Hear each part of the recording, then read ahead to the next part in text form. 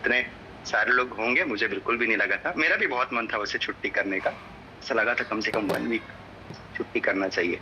लेकिन ऐसा होता है कि अगर एक हफ्ते हम ऐसे भी दूर हो जाए ना तो लगता है कि बहुत सारी क्लास छूट गई है ना। कितने लोगों को लगता है कि अगर 1 वीक देरी हो जाए तो लगता है कि अरे यार बहुत दिन हो गया, बहुत टाइम हो गया, है ना। कितने लोगों को ऐसा लगता है। अगर 1 वीक हो जाए तो लगता है कि अरे बाप रे कितना दिन हो गया ज्वाइन किए, कितने दिन के बाद ही प्रोग्राम आ रहा है, कितना सेशन आ रहा है, मुझे ऐसा लगता है पर्सनली खासतौर पर मिलते समय।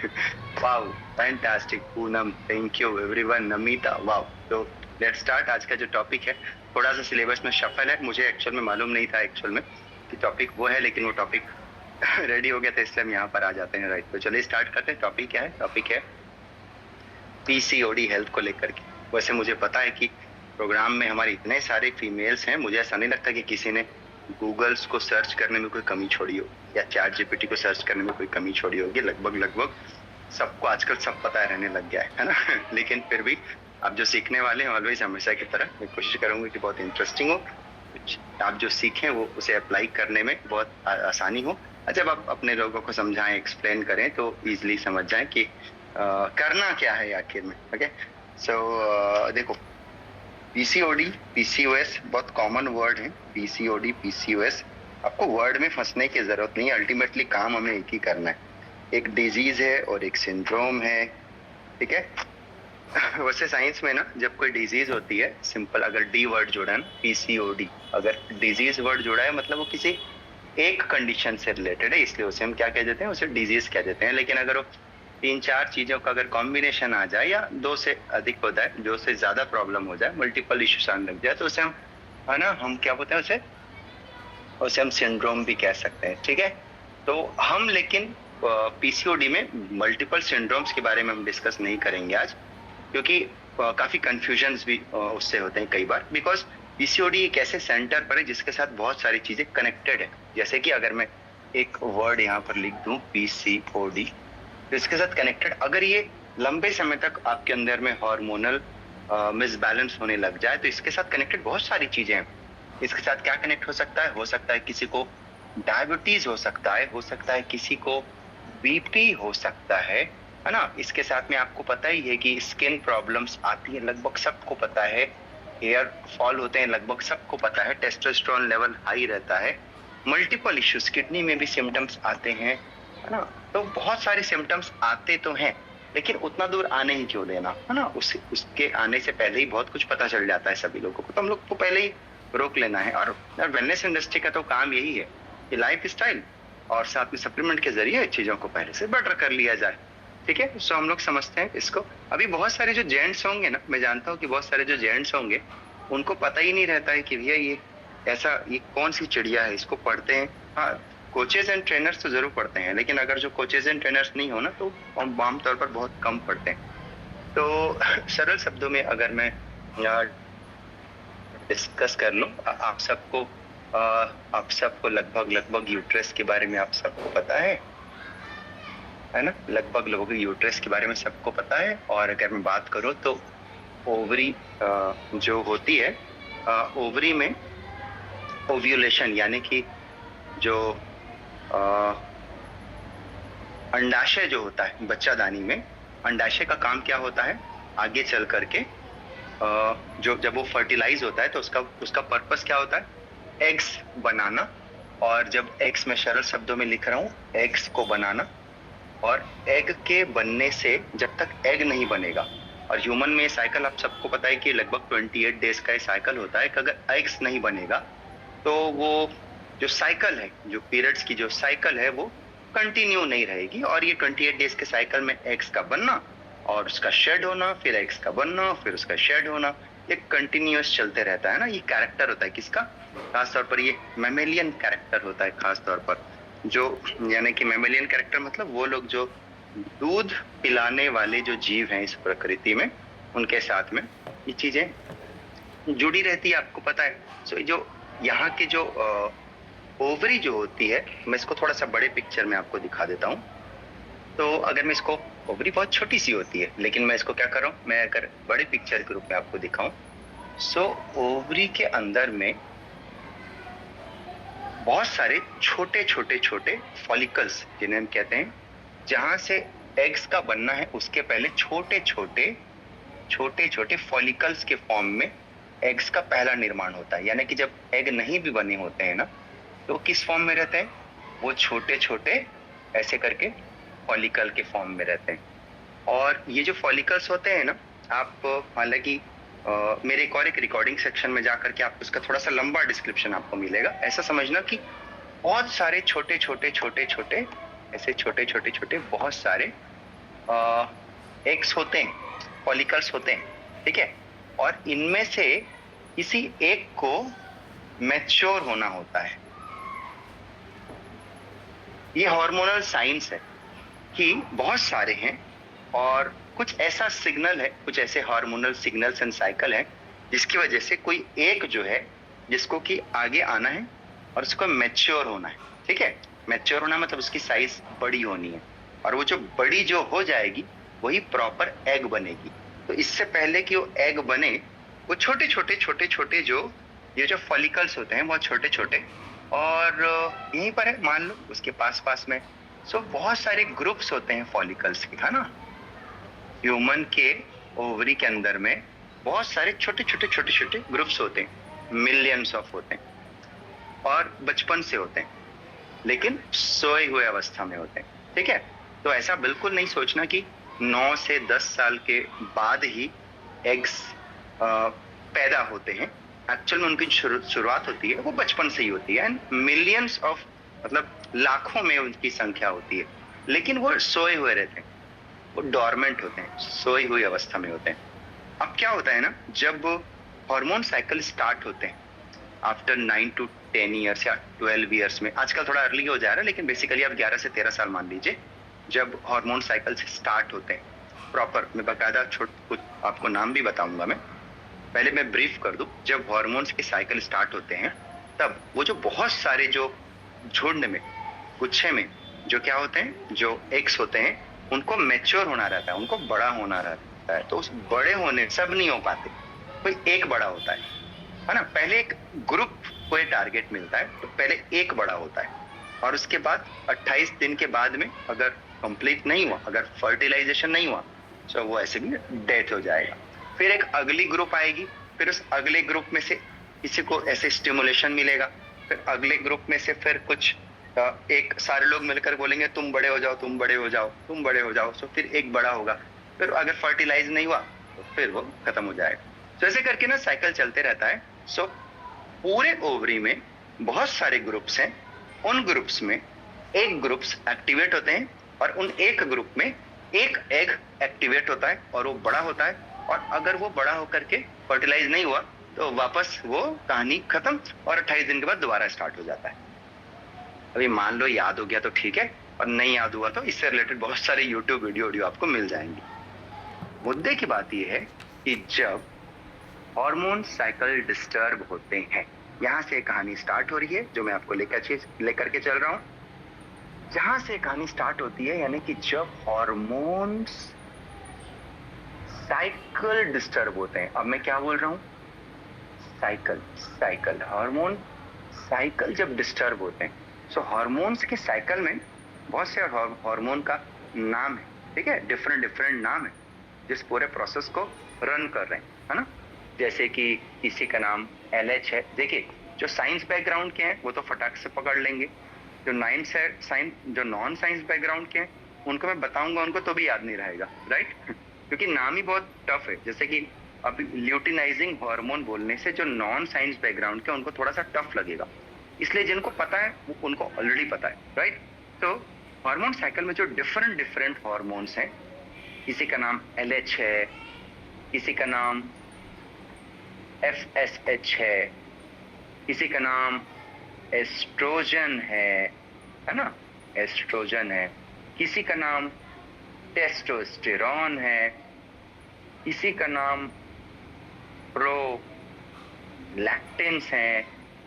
तो ऐसे बहुत सारे जो हार्मोन्स के असंतुलन, इनके इम्बैलेंस की वजह से, हार्मोन साइकिल की वजह से क्या हो जाता है, मैंने जो थोड़ी देर पहले नाम लिया ना कि एक ओवरी के अंदर में एक सेल को जिसको बड़ा होना था, ये बड़ा नहीं हो पाया, यानी कि ये मैच्योर नहीं हो पाया।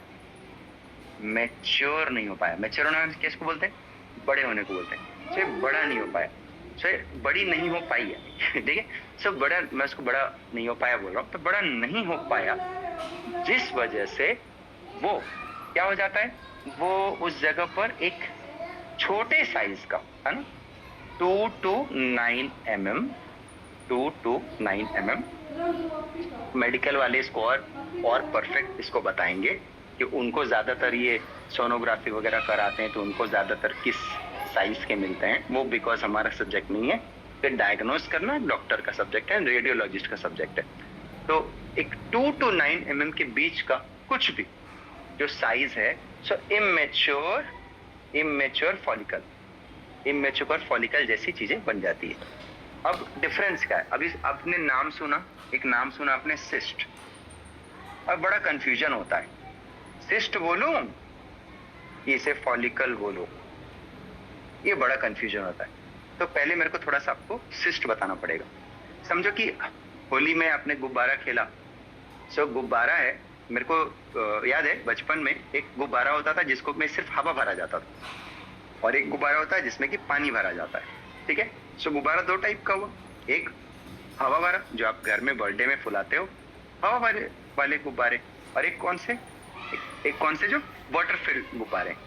तो जब कोई ऐसी स्ट्रक्चर रहे जिसके अंदर कुछ फिल्ड है, कुछ उसके अंदर भरा हुआ है, कुछ लिक्विड जैसा, हाफ या फुल या डिफरेंट कोई फ्लूइड है उसके अंदर में, सो इसको क्या नाम दे देते हैं? इसको नाम देते हैं सिस्ट। जब इसके अंदर कुछ फिल्ड होती है, इसके अंदर कुछ फ्लूइड होता है, कुछ लिक्विड द्रव्य इसके अंदर में होता है, तो क्या बोलते हैं? इसे सिस्ट बोल देते हैं।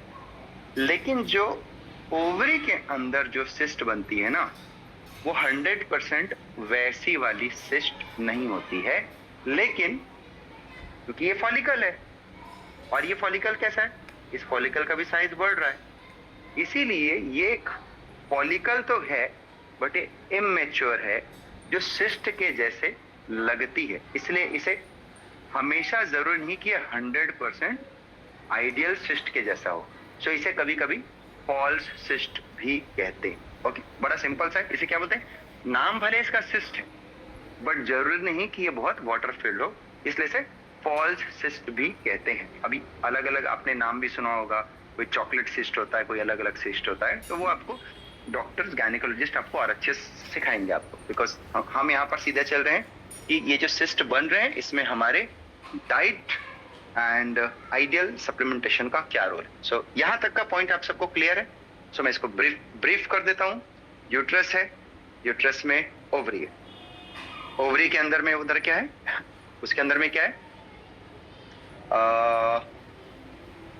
फॉलिकल्स हैं, जहां उसको फॉलिकल है जिसको मैच्योर होना है, और बिकॉज मैच्योर नहीं हो पा रहा है तो रह गया, वो क्या हो गया? सिस्ट हो गया। अब क्या होता है? साइकिल्स कंप्लीट नहीं हो रहा है, सो एक के जाने से पहले, वो इमेच्योर है ना, याद रखो, जब तक वो पूरा मैच्योर नहीं होगा तब तक 28 दिन में हो जाएगा नहीं। ये बड़ी दिक्कत है। अभी मान लो किसी की साइज 15 दिन के साइज वाली है, पड़ी हुई है छोटी सी, किसी के साइज ज्यादा है, पड़ी हुई है, सो मैच्योर नहीं हो रहा है, इसलिए क्या हो सकता है? वहां पर एक से ज्यादा छोटे छोटे सिस्ट पाए जा सकते हैं। जब ऐसा पाए जाते हैं तो इसे हम लोग क्या बोल देते हैं? Polycystic ovarian disease. तब जाकर पूरा नाम क्या पड़ जाता है? Polycystic ovarian disease. और पीसीओडी में कभी कभी सिम्टम हो भी सकता है, कभी कभी नहीं भी हो सकता है। ठीक है, सो अभी हम एंट्री करते हैं पीसीओडी में। यहां तक आपको क्लियर है? तो मैं आगे बढ़ूं, just type C for clear, मैं आगे बढ़ता हूं। पॉलीसिस्टिक ओवेरियन डिजीज के पार्ट को हम समझने वाले हैं। पहले मैं आपको ना रफली 3-4 पार्ट में कुछ बेसिक्स कवर कर लूंगा, फिर मैं बाद में आपको इसको फुल तरीके से एक्सप्लेन करूंगा, है ना, क्योंकि मुझे आपको ना 2-3 बार में आपको मेरे को रटवाना है। सो सबसे पहले मैं आता हूँ नंबर 1 कंडीशन पे, स्टेप नंबर 1 कंडीशन पे, और मैं इसको स्टेप्स कहता हूँ इसे। तो सबसे पहला कंडीशन का नाम मैंने बोला स्टेप 1 या टाइप 1 इसको बोल लो, है ना, डिफरेंट टाइप्स के हैं। ओके, सो पहला टाइप क्या कहता है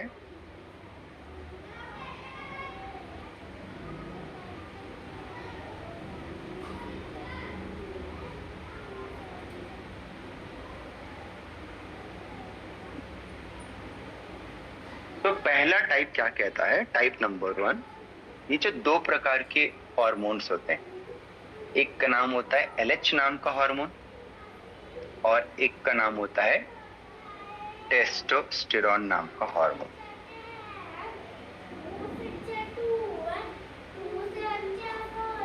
टेस्टोस्टेरोन नाम का हार्मोन।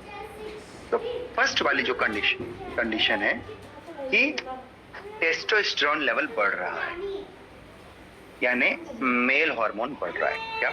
मेल हार्मोन, इसे कहते हैं मेल हार्मोन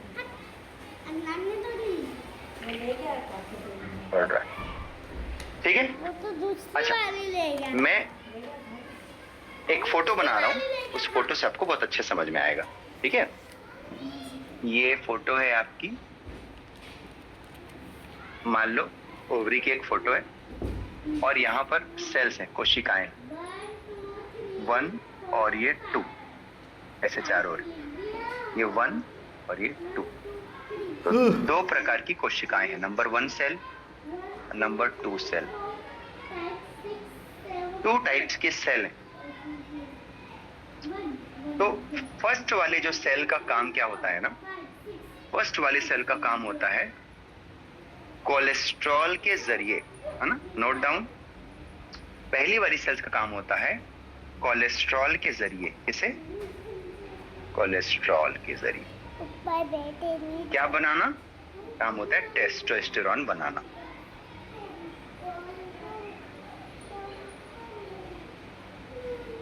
फर्स्ट सेल का काम होता है कोलेस्ट्रॉल से टेस्टोस्टेरोन बनना। और सेकेंड वाली का काम क्या होता है? टेस्टोस्टेरोन को एस्ट्रोजन में बदल दे। बड़ा सिंपल सा है, 2 काम है। कितना इजी काम है, कितना सुंदर काम है, नेचुरली। अच्छा, सभी ने लिखना स्टार्ट कर दिया यहाँ पे, theta cell, ग्रैन्युला sales.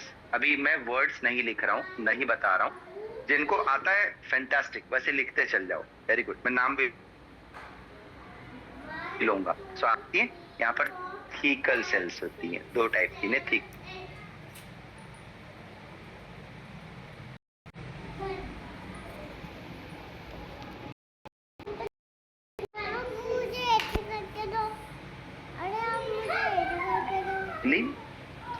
Ovarian sales के अंदर में क्या काम चल रहा है?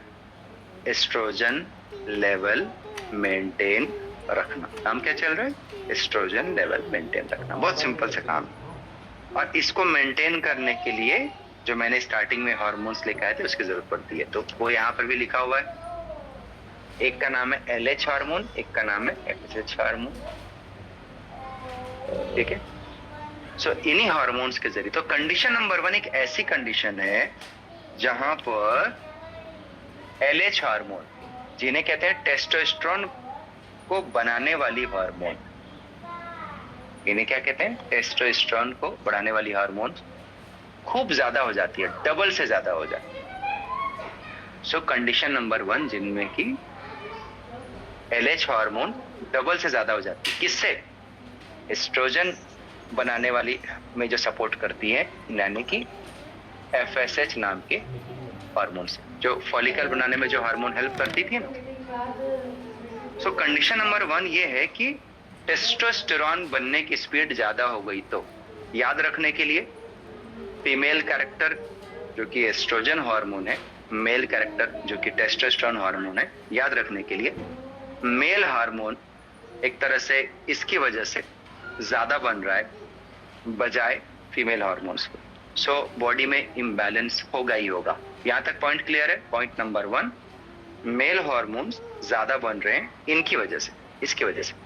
और इसको कौन चेक करेंगे? इसको ब्लड टेस्ट में चेक करेंगे और डॉक्टर्स आपको बता देंगे कि भैया तुम्हारे अंदर में मेल हार्मोन्स थोड़े ज्यादा बन रहे हैं, थोड़ा सा इम्बैलेंस है। ब्लड रिपोर्ट से क्लियर हो जाएगा। ये इन्हें कहते हैं कंडीशन नंबर 1। और ये भी क्या करा सकता है? PCOD करा सकता है। ऐसी कंडीशन में क्या होगा, ये बहुत इंपॉर्टेंट है। तो जब मेल हार्मोन ज्यादा होने लगता है तो आप सबको पता है फेशियल हेयर आते हैं, चेहरे पर हेयर आते हैं, यहाँ पर हेयर आते हैं, है ना, और यहाँ का हेयर डाउन होने लगता है, यानी सिर का हेयर डाउन, जिसे हम एलोपेशिया कहते हैं, ये बहुत इंपॉर्टेंट है। और ऐसी कंडीशन में क्या होता है, एक साल में 9 बार से कम अगर मान लो मेंसेस आ रहे हैं तो आपको डॉक्टर को बताना एकदम जरूरी हो जाता है। इसलिए जरूरी होता है क्योंकि अगर आप मेंसेस नहीं आ रहे हैं तो एक दूसरी प्रॉब्लम स्टार्ट हो जाएगी एस्ट्रोजन को बढ़ने की वजह से, ठीक है। जैसे कि आपके यूटेरस, आपको पता है ना 28 डेज के साइकिल में जो चीजें कंप्लीट शेड होनी है, अगर ये नहीं कंप्लीट हो पाएगी तो क्या हो जाएगा, इसकी साइज जो है वो बढ़ने लग जाएगी।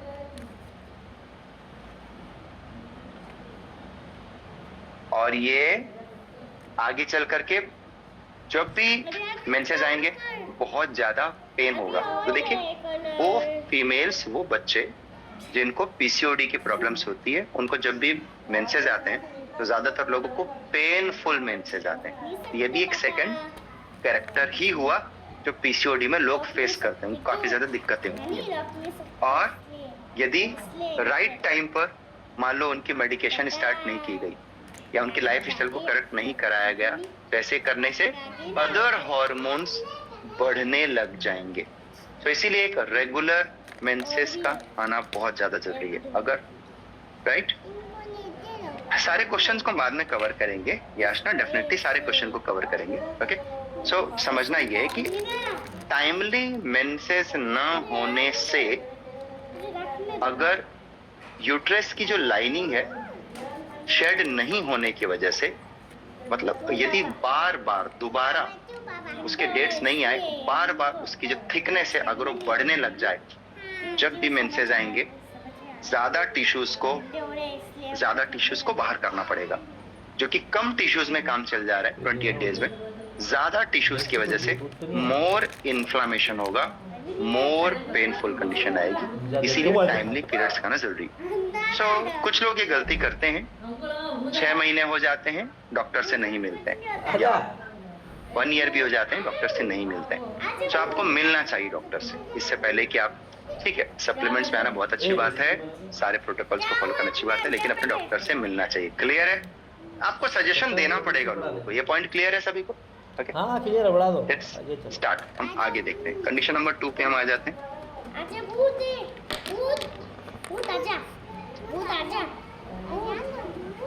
आजा रे सफीका फातिमा, आजा आजा सफीका फातिमा, आजा आजा सफीका फातिमा, मेरे बच्चे, मेरे प्यारे बच्चे, आजा। कंडीशन नंबर 2, स्टेप 2 कुछ ऐसा है कि कभी कभी तो आप देखते हो कि उसको शैतान आ रहा है क्या? एस्ट्रोजन का लेवल जो है, आपने जैसे अभी देखा आपने, एस्ट्रोजन नहीं बन रहा है, राइट। टेस्टोस्टेरोन से एस्ट्रोजन नहीं बन रहा है, यानी कि एस्ट्रोजन लेवल गिर रहा है, ये आपने देखा। लेकिन जैसे जैसे थोड़ी सी एज बढ़ती है, आपने सुना होगा कभी कभी बल्कि यूट्रस की साइज भारी होते चल जाएगी, आपने वर्ड सुना होगा। यहाँ पर क्या होता है, एस्ट्रोजन ज्यादा होने की वजह से भी यूट्रस में प्रॉब्लम स्टार्ट हो जाती है, ठीक है। आप हम इस वाले पार्ट को समझ लेते हैं। थोड़े एजिंग के साथ में 30 साल 35 साल, प्री मेनोपॉज, या फिर वो लोग जो यूट्रस निकलवाते हैं, उनके साथ ही कंडीशन काफी दिखती है ना। पीसीओडी में जब तक आप पीसीओडी का कोई कंडीशन ज्यादा नहीं बढ़ी है, तब तक घबराने की जरूरत नहीं है।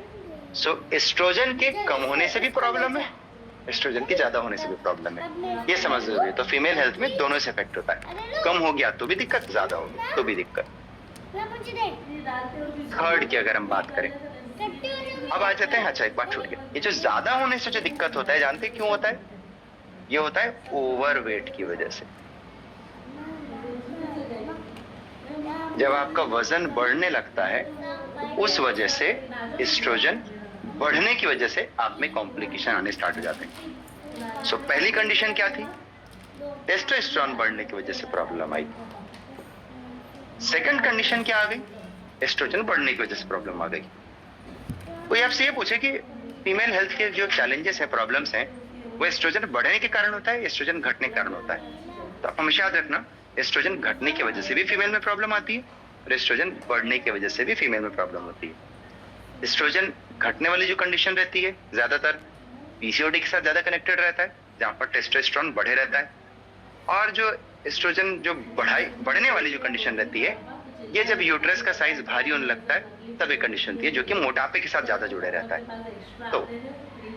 तो क्या दुबले लोगों को भी पीसीओडी हो सकता है? हाँ। क्या मोटे लोगों को पीसीओडी हो सकता है?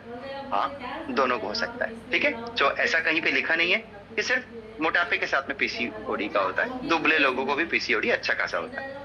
तो इसको याद करने के लिए मैं आपको एक अच्छी चीज और बताता हूँ। इसके लिए एक नया टर्म है, और वो है, जैसे कि आज तक आप लोग अपना बीएमआई देखते आते हो, बॉक्स नहीं ले जाना, वो डिस्पोजल एक नई चीज जो हार्मोनल इम्बैलेंस, लीन लोगों को पीसीओडी होती है, बिल्कुल। सो जो हम देखते हैं बीएमआई, तो बीएमआई में एक नई चीज हमको जानना चाहिए, वो है होता है waist by hip circumference. Waist by hip circumference, ठीक है। आपको पता होगा कि सपोज मिस यूनिवर्स है, मिस वर्ल्ड है, तो बड़ा साइज पहले बताया जाता था एकदम कि अपर, मिड और लोअर का साइज क्या है, 36 बाई 24 बाई 36, है ना, वेस्ट बाई हिप, है ना। तो 24 बाई 36 आपने कभी सुना तो होगा कभी ना कभी। आइडियल हेल्थ, आइडियल फिजिक की जब बात करते हैं कि जो वेस्ट जो है वो दुबला है और हिप जो है अच्छा खासा साइज का है। कितने लोगों ने ये वाले पैरामीटर को सुना है? आई थिंक सभी ने सुना होगा, राइट।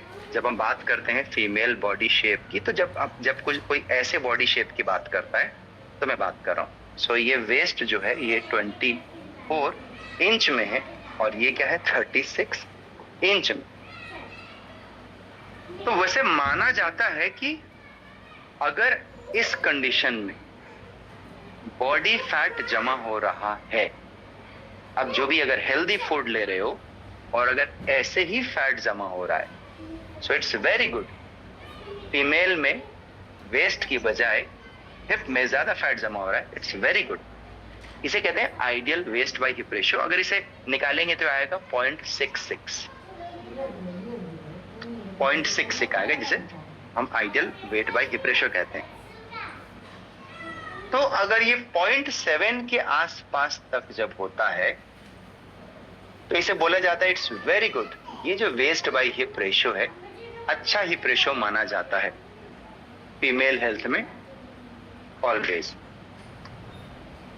अगर इनमें चेंजेस आते हैं, यानी कि जहां पर एक फीमेल के साइज ऊपर और नीचे लगभग बराबर होने लग जाए, नंबर 1, और नंबर 2 जहां पर फीमेल के लोअर और अपर में भी ज्यादा चेंजेस न रहे। तो एक कंडीशन नंबर 1 और एक कंडीशन नंबर 2, और इन दोनों ही कंडीशन में देखेंगे तो वेस्ट बाय हिप रेशियो लगभग बराबर है। दोनों में ही लगभग 0.9 के आसपास आ सकता है। अभी ये कितने लोगों को क्लियर हो गया ये डायग्राम? हेलो, देखा तो है किसी ने, लेकिन क्या क्लियर है? ओके, क्लियर है आप सभी लोगों को, राइट। सो मेन देखते हैं वेस्ट बाय हिप रेशियो। तो जब किसी फीमेल में आइडियल फैट डिपोजिशन न हो तो भी हार्मोनल प्रॉब्लम, और किसी फीमेल में ऊपर ज्यादा फैट डिपॉजिट हो गया तो भी प्रॉब्लम। तो जब किसी फीमेल में आइडियल फैट डिपॉजिट नहीं होगा तो उसकी वजह से भी एस्ट्रोजन की कमी की वजह से प्रॉब्लम हो सकती है, और अगर किसी में ज्यादा जमा हो गया तो एस्ट्रोजन की बढ़ने की वजह से प्रॉब्लम हो सकती है। सो ये दोनों कंडीशन लगभग मिक्स कंडीशन में हमारे पास चलते रहता है। सो आपके पास ऑलवेज मिक्स देखने को मिलता है, कहीं ना कहीं आप फंस जाएंगे। लेकिन अल्टीमेटली हुआ क्या है, हुआ तो पीसीओडी हुआ है, और बात तो पीसीओडी की चलने वाली है। ये आप भूल गए नहीं भूल गए, बहुत मायने तो नहीं रखते हैं, ठीक है। नेक्स्ट आ जाते हैं, और नेक्स्ट जो आते हैं इसी से वजह से हमारा पूरा सेशन स्टार्ट होगा। अभी जब मैं प्रोग्राम स्टार्ट, अभी तक प्रोग्राम मैंने स्टार्ट नहीं किया है, मैं तो आपको बस बता रहा हूँ। सो आते हैं नेक्स्ट कंडीशन में, और मैं इसे नाम देता हूँ कंडीशन नंबर 3।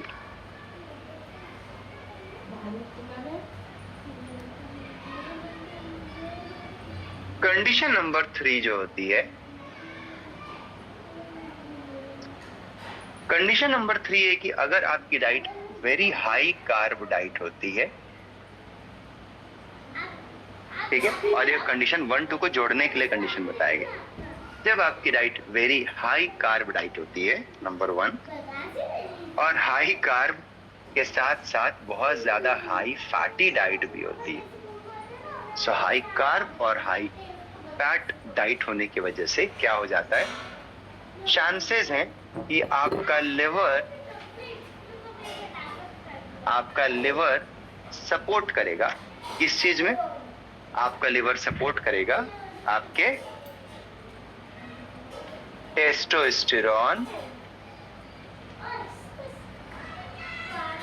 टेस्टोस्टेरोन को बढ़ाने के लिए, क्योंकि जो लिवर है, लिवर बहुत ग्लूकोज प्रोवाइड करेगा, ठीक है। ये मैं आगे और क्लियर करूंगा, लेकिन हाई कार्ब और हाई फैट डाइट की वजह से, सो वो लोग जो बहुत ज्यादा खाना खाते हैं, मैं इसका एक एग्जांपल दिखाता हूँ।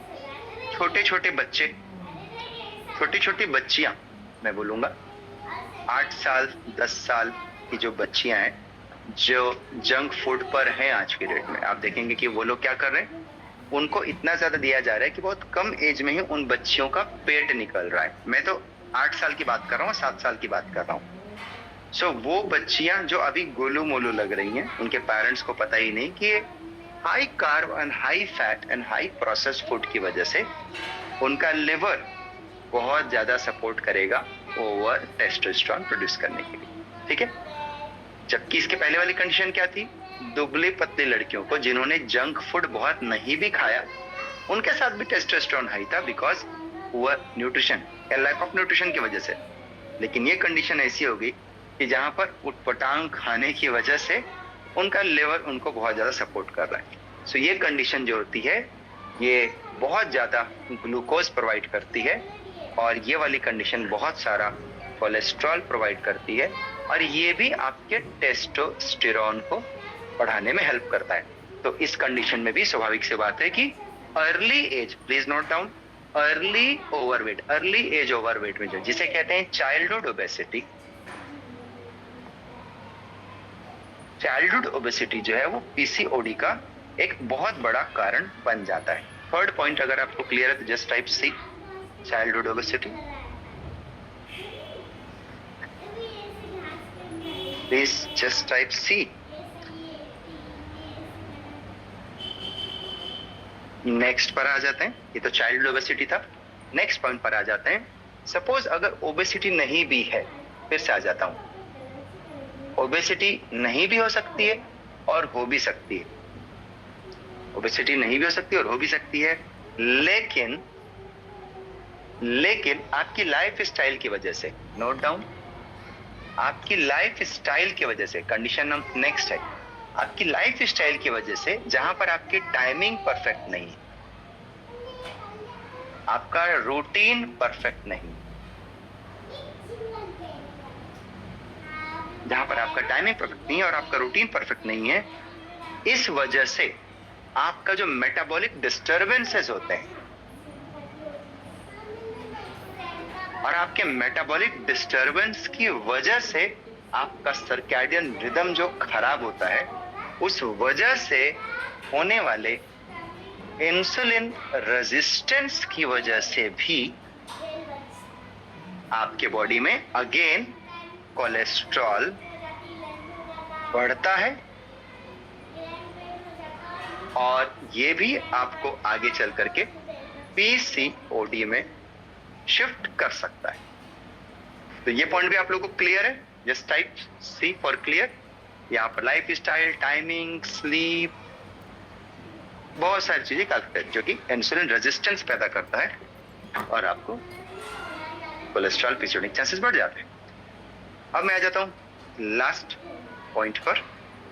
कभी कभी आपके सोशल ना होने के कारण और आपके स्ट्रेस की वजह से, या बोल सकते हैं कि एक्सरसाइज नहीं करने की वजह से, सो मैं लास्ट पॉइंट पर आ जाता हूं।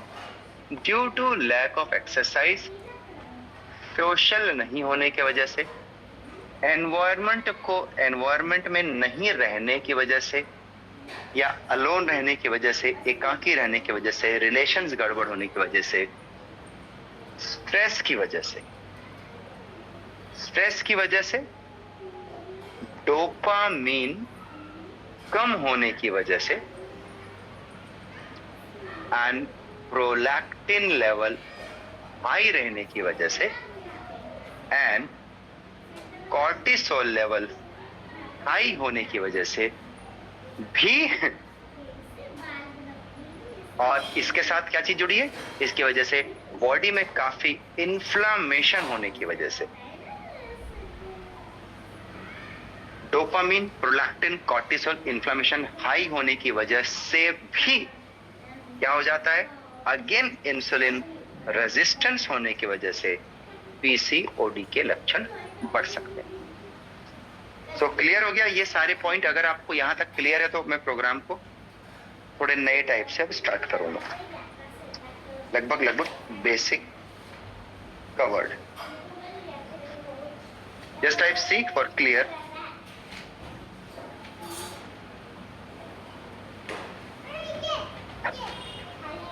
तो मैं आपको थोड़ी कॉन्टेक्स्ट अलग तरीके से अब सिखाऊंगा। तो ये था रटने वाला, ये पूरे क्या थे, ये पूरे रटने वाले आइटम थे। ये सारे वर्ड्स दोबारा रिपीट होंगे पर अब आप रटेंगे नहीं, अब आप मोर क्लियर हो जाएंगे। मैं अगले पॉइंट पर आता हूं।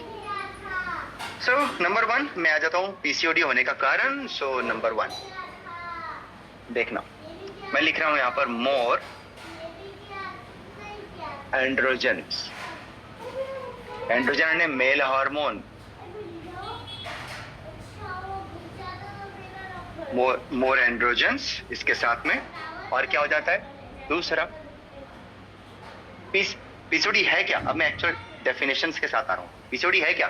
पीसीओडी है जिसमें कि more androgen, more male hormone, multiple cyst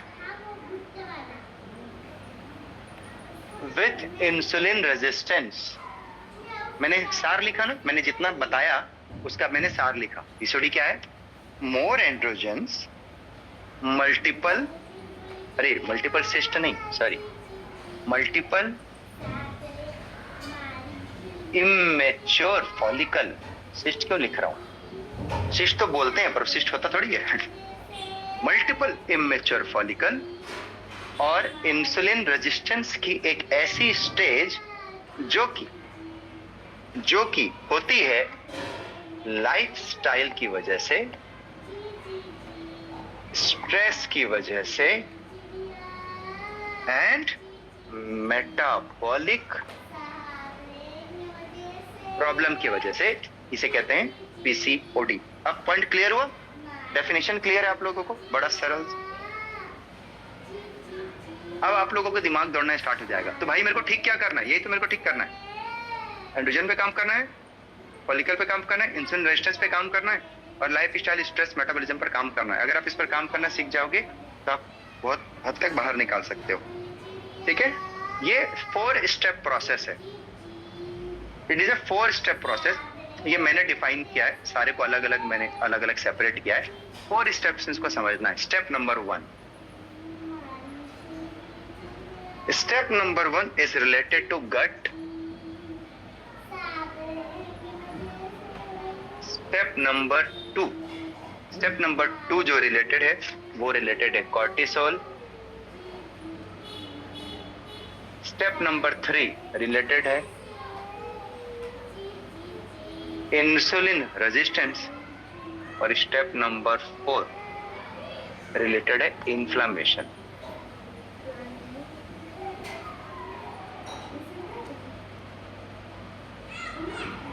और प्लीज कोई ये मत बोलना कि मुझे नहीं समझ में आ रहा है। यदि नहीं समझ में आ रहा होगा तो मेरे से आप दोबारा पूछेंगे, क्योंकि मैं बहुत सिंपल वर्ड्स में सिखाने वाला हूँ, इनमें से कोई भी टफ वर्ड नहीं है, ठीक है।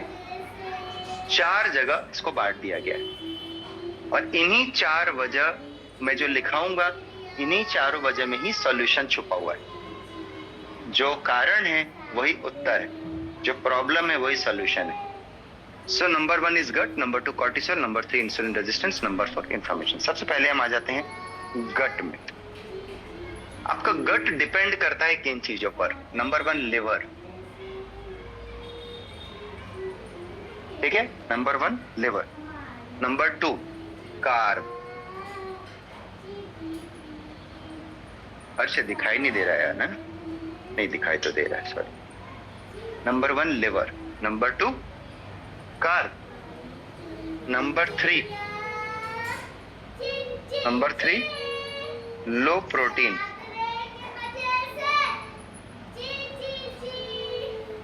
एक और नंबर 4 फूड टाइम।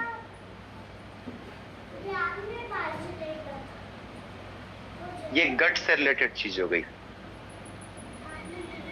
ठीक है। पीसीओडी के अंदर में लिवर, कार्ब, लो प्रोटीन, फूड टाइम। अब आते हैं कॉर्टिसोल्स पे। Number 1 sleep, number 2 stress, number 3 exercise,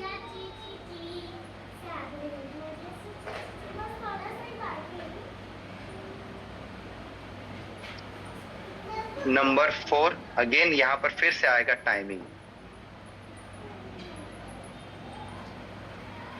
plus vitamin D, vitamin B12,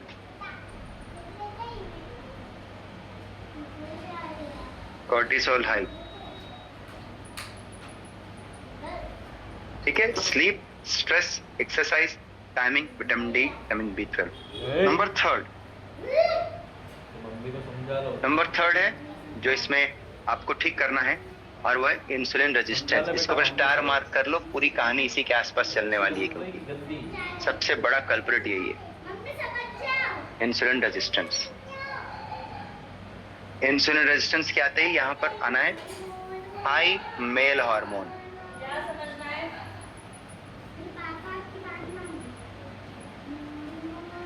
high cholesterol, ठीक है।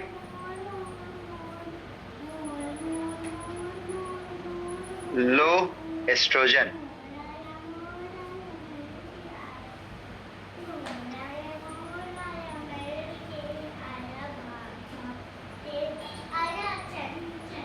इंसुलिन रेजिस्टेंस से जो हो रहा है, और हाई फ्री टेस्टोस्टेरोन, ये भी बहुत इंपॉर्टेंट है, हाई फ्री टेस्टोस्टेरोन। अभी फ्री वाला टेस्टोस्टेरोन कौन सा होता है, पैसे वाला कौन सा होता है? ये दूसरा वाला फ्री, ठीक है। And last inflammation. जितना ज्यादा इंसुलिन का रेजिस्टेंस होगा उतना इन्फ्लामेशन होगा। और मैं आपको आज इंसुलिन रेजिस्टेंस बहुत अच्छे से सिखाने वाला हूँ, जो डायबिटीज में हमने छोड़ा था उसको यहाँ पर कवर हो जाएगा, क्योंकि यहाँ काफी बहुत बड़ा रोल है। और लास्ट क्या हो जाता है, इन्फ्लामेशन। तो जब इन्फ्लामेशन बढ़ता है तो इंसुलिन रेजिस्टेंस और बढ़ता है, तो इन्फ्लामेशन का जो ड्रॉबैक है वो फिर से इंसुलिन रेजिस्टेंस उसके अंदर जा रहा है, ठीक है। क्यों हो रहा है? क्योंकि यहाँ पर क्या हो रहा है, इमैच्योर सेल्स है ना, जो फॉलिकल जो डैमेज हो रहा है। सो यहाँ पर क्या हो रहा है, फॉलिकल डैमेज, रप्चर होना, फॉलिकल का डैमेज होना, ठीक है। इंसुलिन रेजिस्टेंस फिर से फॉलिकल का रप्चर होना, और एक पॉइंट और होता है, हाँ, और बहुत सारे इन्फ्लामेटरी मार्कर्स का बढ़ना, क्या बोलते हैं उसे, मार्कर्स का हाई होना, इन्फ्लामेटरी मार्कर्स का बढ़ना। तो यही है कुल मिलाकर के आपका पीसीओडी। इसको आप रट लो जितना जल्दी उतना अच्छा है, उतना जल्दी रिजल्ट लाना आपके लिए आसान हो जाएगा। अगर आप किसी के भी गट को अच्छा कर दो, अगर किसी के भी कॉर्टिसोल्स लेवल को अच्छा कर दो, किसी का भी आप इंसुलिन रेजिस्टेंस अगर कम कर दो एंड अगर इन्फ्लेमेशन को कम कर दो, पीसीओडी से बहुत बड़ा चांस है उसको बाहर निकाल लोगे, है ना। अगर आपको ये पॉइंट क्लियर तो just type C for clear. Okay, cortisol कम करना है, कॉर्टिसोल्स कम करना है, क्लियर, इतना ही है। इसी के साथ साथ चलेगा, इसके अलावा और कुछ पीसीओडी में आपको ध्यान नहीं देना है। मैंने पूरा एक चार्ट बना दिया है कि आपको करना क्या है। तो आपके ब्रेन में इमेज यही होनी चाहिए, पीसीओडी है, अच्छा चलो देखते हैं, गट देखते हैं, स्लीप देखते हैं, स्ट्रेस देखते हैं, एक्सरसाइज देखते हैं, vitamin D, vitamin B12, insulin resistance, inflammation सब देखते हैं और क्लियर हो जाएगा। ऑल सेट, मेरे ख्याल में आप कंप्लीट हो गया क्या सेशन? चलो आज मैं आपको एक नई चीज बताता हूँ। आज मैं आप लोगों को बताऊंगा थोड़ा सा इंसुलिन रेजिस्टेंस को समझने में, क्योंकि पूरी कहानी पीसीओडी में इंसुलिन रेजिस्टेंस की है, पूरी की पूरी कहानी। क्या होता है देखो, ये आपके एक लिवर है, ये आपके मसल्स हैं, मसल्स, और ये मैंने बताया आपका एक ओवरी है। नहीं तो अभी जरा सी देर में यहाँ से घूम के लिया, और ओवरी के अंदर में सेल्स है, कौन सी वाली? मीटिंग चल रही थी, सेल्स। तुमने ध्यान क्यों नहीं रखा कि भाई इसको मेरे बना पास रही, दूध यहाँ नहीं है तो मैं लेके रखूं? यहाँ पर सेल्स, बीच में ऐसा इनको नाम दिया हमने, कोई भी आ भी सकता है। इनको क्या नाम दे दिया? ओवरी सेल्स, इनको नाम दे दिया। इनको क्या नाम दे दिया? लिवर सेल्स नाम। तो क्या नाम दे दिया? मसल सेल्स नाम दे दिया, ठीक है। चलो अभी क्या अंतर है, इंसुलिन रेजिस्टेंस चीज क्या है? खाना नहीं खाओ तो चाय बिस्किट खा, देखना, सुबह खाते हैं चाय बिस्किट। हम जब शुगर खाते हैं ना, जब हम शक्कर खाते हैं, वैसे करके हमारा शुगर बढ़ता है, और हमारा शुगर जब ब्लड में बढ़ता है तो आपको पता है कि इंसुलिन की वजह से वो शुगर कम हो जाता है। तो शुगर को कंट्रोल कौन किया? इंसुलिन ने शुगर को कंट्रोल किया, ठीक है। तो जो मसल्स होती हैं, मसल्स और इंसुलिन के साथ, मसल्स क्या बोलती है कि भाई मैं तो शुगर अंदर हमको डालना है, अगर अब शुगर मेरे को डालना है तो मुझे एक गेट चाहिए, है ना, मुझे बिना उस गेट के हम शुगर को अंदर आने के लिए नहीं देंगे। और वो गेट आप सबको पता है, उस गेट का नाम क्या होता है? वो एक ग्लूकोज का एक चैनल होता है, गेट होता है, गेट का नाम होता है GLUT4, glucose transport gate number 4। तो मसल्स के अंदर में शुगर को भरने के लिए हमें ताकत लगती है, मतलब काम करेगा, वो गेट खुलेगा तो हम शुगर को अंदर डाल देंगे। लेकिन जैसे कि आपको पता है कि लिवर के लिए ज्यादा जरूरत नहीं पड़ती है, और बॉडी में बहुत सारे जगह जरूरत नहीं पड़ती है, बॉडी में बाकी बहुत सारे जगह शुगर का अंदर जाना बहुत आसान होता है, सिवाय मसल्स के।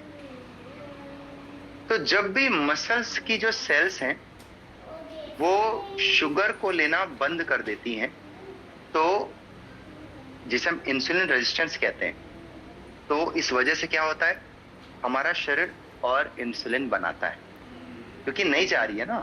तो पेनक्रियास को तो पता है नहीं, उसको तो यही पता है कि जब तक शुगर है तब तक मुझे इंसुलिन बनाना पड़ेगा। अब मसल्स ने ग्लूकोज के लेने से मना कर दिया, हम नहीं लेंगे तुमको अंदर। अभी तो पेनक्रियास को पता ही नहीं है, जब तक ग्लूकोज डाउन नहीं होगा वो इंसुलिन बनाना बंद करेगी नहीं। सो इसलिए थोड़ा थोड़ा इंसुलिन हमारी पेनक्रियास बनाते रहती है। सो इस वजह से क्या हो जाता है, इस वजह से हमारे बॉडी के अंदर में हाइपर इंसुलिन की कंडीशन हो जाती है। क्या कहते हैं? Hyper insulin.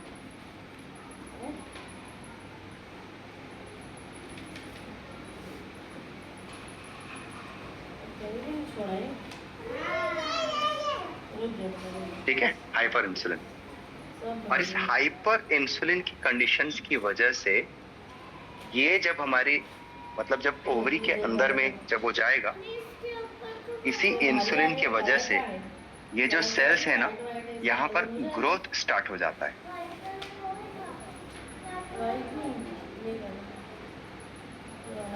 इसकी वजह से, ज्यादा इंसुलिन की वजह से। तो मैं इसको थोड़ा सा आगे कर देता हूँ, थोड़ा सा आपको और इजी हो जाएगा। सो मोर इंसुलिन मोर, लेकिन मसल्स और ओवरी में क्या अंतर है? सॉरी, मसल्स वर्सेस ओवरी में अंतर क्या है? ये आपको जैसे ही पता चल जाएगा तो आपका आधा कॉन्सेप्ट क्लियर हो जाएगा। हमारी मसल्स की जो सेल्स होती है ना, वो ग्लूकोज लेने के लिए बहुत एक्टिव होती है, जबकि जो ओवरी की जो सेल्स रहती है ना, वो कोलेस्ट्रॉल लेने के लिए बहुत एक्टिव रहती है। और यही कहानी को आपको समझना है रिजल्ट देते समय, ठीक है? यानी कि जैसे ही आपका इंसुलिन बढ़ा, सो आपकी जो ओवरी है ना, उसमें दो काम स्टार्ट हो जाता है। सो नंबर 1, पहला तो कोलेस्ट्रॉल लेने के लिए एक्टिव हो चुकी है, और कोलेस्ट्रॉल से वो तुरंत टेस्टोस्टेरॉन बनाना स्टार्ट करती है, इससे कोलेस्ट्रॉल की वजह से। तो क्या पीसीओडी जिनको होता है, उन लोगों को ओवर कोलेस्ट्रॉल फूड खाना चाहिए क्या? यस और नो?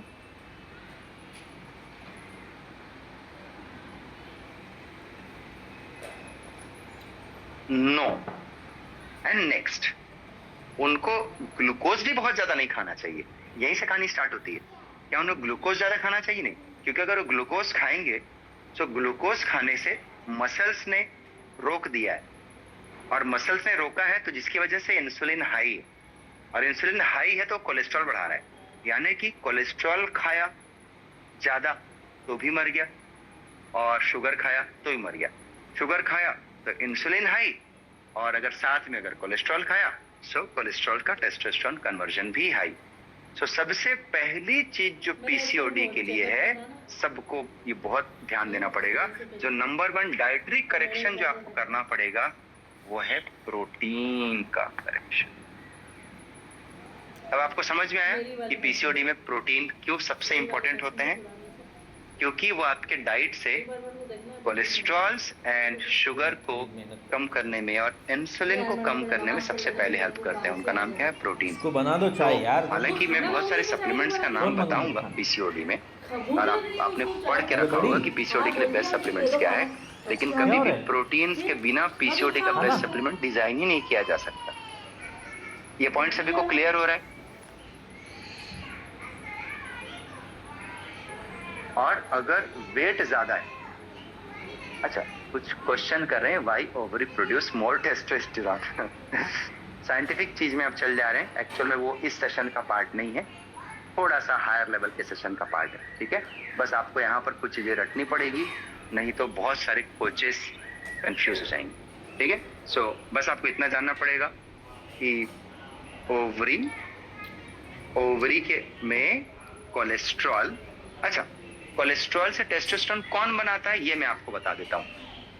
कोलेस्ट्रॉल से टेस्टोस्टेरोन जो बनाता है उसका नाम है माइटोकॉन्ड्रिया।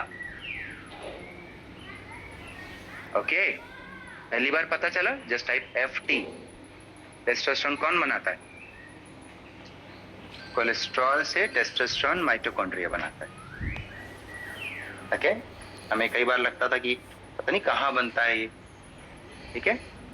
सो कोलेस्ट्रॉल से टेस्टोस्टेरोन का कन्वर्जन बहुत बड़ा प्रोसेस है, लंबा प्रोसेस है, 4-5 हार्मोन का प्रोसेस है, वो आपका यहाँ का सब्जेक्ट नहीं है। सबसे इंपॉर्टेंट है माइटोकॉन्ड्रिया। सो नेक्स्ट क्वेश्चन, क्या माइटोकॉन्ड्रियल हेल्थ भी अच्छी होनी चाहिए? क्योंकि माइटोकॉन्ड्रिया का जो दूसरा काम है वो ग्लूकोज ब्रेकडाउन भी है, और माइटोकॉन्ड्रिया का एक काम कोलेस्ट्रॉल से टेस्टोस्टेरोन कन्वर्जन भी है। कहाँ पर? ओवरी में। जहां पर लिवर में या मसल्स में बाकी जगह माइटोकॉन्ड्रिया का काम फैट बर्न करना या फिर ग्लूकोज बर्न करना है, ओवरी में वहीं पर माइटोकॉन्ड्रिया का काम क्या हो जाता है? फैट्स को बनाना एंड टेस्टोस्टेरोन बनाने में सपोर्ट करना है। क्या ये इंटरेस्टिंग है? इंटरेस्टिंग है ना, बहुत इंटरेस्टिंग। ये इंटरेस्टिंग है, इसीलिए आपके खाने को ध्यान देना पड़ेगा। यानी कि माइटोकॉन्ड्रियल हेल्थ, उसको भी एनर्जी मिल रही है, बट माइटोकॉन्ड्रियल हेल्थ जितना अच्छा होगा उतना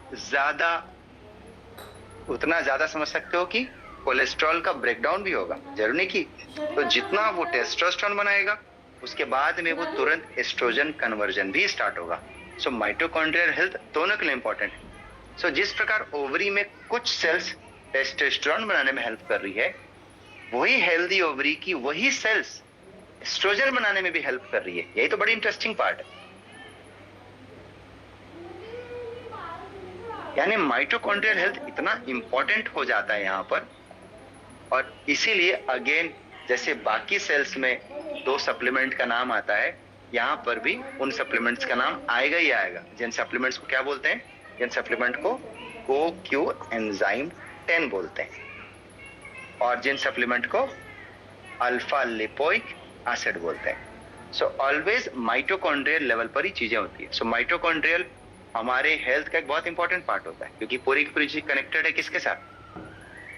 सो एक तरफ हमें वहां पर मसल्स को स्ट्रेंथ देने के लिए भी, माइटोकॉन्ड्रिया को स्ट्रेंथ देने के लिए वहां भी हमको CoQ10 चाहिए, वहां भी हमें अल्फा लिपोइक एसिड चाहिए, और ओवरी के लिए भी हमको चाहिए। तो जितना करेंगे उतना ज्यादा हम इधर ओवरी के सेल्स को भी स्ट्रॉन्ग कर, दोनों को हेल्प मिलती है। सो दोनों का रोल दोनों जगह पर होता है गुड हेल्थ के लिए। हाँ। तो ये तो एकदम बेसिक से भी बेसिक सप्लीमेंट्स हो गए जो आपको देना ही पड़ता है। पता है मेरे को, सरनेम तो मेरी नंबर जनरेशन 2 के बाद चेंज होएगा। वो तो हो गई थी मुकर्रमा का, आ गया था फोन। मैंने कहा एड्रेस तो कर दो चेंज, हो ही रहा था तो काम हो गया ना। अगली बार अपने तो मैं तक इंशाल्लाह अपनी आईडी चालू हो जाएगी, आ जाता हूँ यहाँ पर करेक्शन वाली। आधार अपडेट भी कर देंगे। इंसुलिन रेजिस्टेंस पर एक छोटा सा एड्रेस तो यूं भी कर देते हैं, उसको क्लियर कर बाकी के लेते नाम भी करेक्ट कर देंगे। कुशलगढ़ में सब A to Z चालू कर देंगे। वहीं बैठोगी? हैं? 1 सेकंड। वहीं नहीं बैठूंगा, हाँ, पर महीने में 10 दिन तो वहाँ कुशलगढ़ मेरे रहेंगे, ये मान के चलो। नेटवर्क वहाँ पे नया बनाना है बड़ा। हैं? अब इंसुलिन रेजिस्टेंस के बढ़ने का सद्दाम भाईजान ने छुट्टी एक और एक रीजन था, और वो था सरनेम भी तो आपका जाएगी। इन्फ्लेमेशन।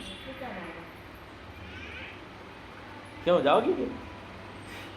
इंसुलिन रेजिस्टेंस तक बढ़ने का एक और एक रीजन क्या था? इन्फ्लेमेशन भी था।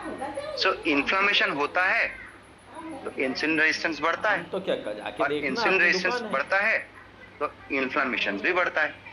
ये दोनों मिलकर के कुछ चीजें जब ऐड हो जाती है, प्रोसेस चालू हो गई है। जैसे कि अगर आज स्टॉक यहाँ पर वेरिफिकेशन भी कंप्लीट हो गया, किसी का अभी स्ट्रेस शाम को लेवल 6:30 हाई में आ है, गया, उसके बाद 6:30 के भी बाद या फिर किसी की स्लीप डिस्टर्ब है, प्रोसेस चल या रही जो है। मैंने बताया अभी विटामिन पहुंचा है, अभी डी verification लेवल या वहाँ विटामिन से बी हुआ, 12 लेवल फिर कम है, वहाँ गया तो वेयर हाउस में, जिस फिर चक्कर वहाँ- में हम फंसते हैं, इस चक्र को कहते हैं मेटाबॉलिक कंपनी में लूप। पैसा नहीं बर्बाद करेंगे, हाँ तो मत बुलाना। एडोटाइज में करेंगे। कई जगह ये वर्ड यूज होगा, पर ये क्या है? Metabolic loop. यानी कि आप एक ऐसे चक्कर में फंस जाते हो कि आपको स्ट्रेस है, आपको आप में स्लीप की प्रॉब्लम है, तो इस वजह से आपको इंसुलिन रेजिस्टेंस होगा, उसकी वजह से आप में इन्फ्लेमेशन बढ़ेगा, और आपको इन्फ्लेमेशन है तो आपकी स्लीप खराब होगी, आपका गट खराब होगा, आपको स्ट्रेस होगा, आपका इंसुलिन रेजिस्टेंस बढ़ेगा, और धीरे धीरे धीरे धीरे ये कंडीशंस अपने आप में बड़ी वर्स होने लग जाती है। ठीक है, बैठो ना, रोज करो। अब आ जाते हैं, एक दिन का काम थोड़ी हमें है। इंसुलिन रेजिस्टेंस को कम करना है। किसके? मसल्स के। ऐसा दिखावा करना ही नहीं, ये दीन है। हमें मसल्स के इंसुलिन रेजिस्टेंस को कम करना है।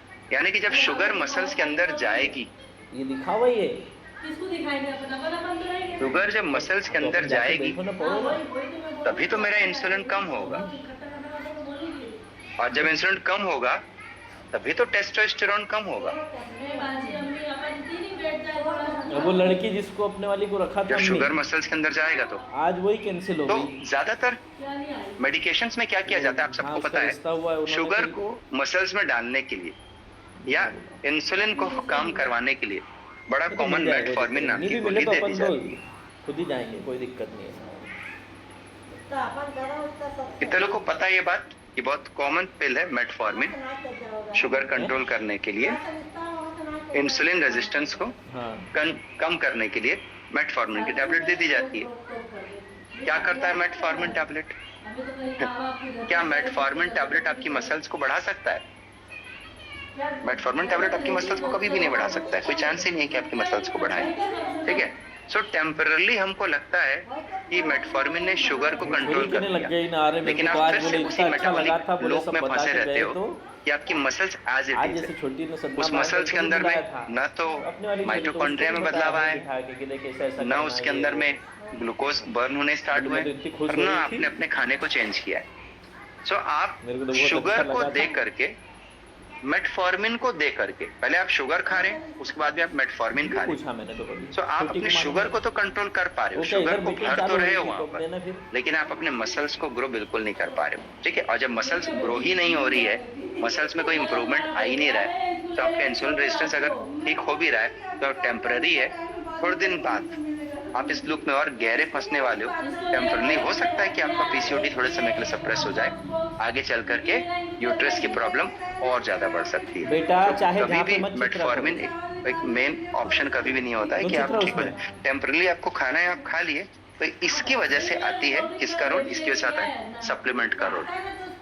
सो पहला तो कहाँ डाला? सप्लीमेंट जो आता है, जो कहाँ आपके डाला? इंसुलिन रेजिस्टेंस को कम करने के लिए यूज होता है। हम आ जाते हैं सेल्स की ओर। ये है सेल्स। सेल्स के पास दो गेट होते हैं, गेट नंबर 1, गेट नंबर 2। ठीक है, सेल्स विद गेट नंबर 1 होते हैं।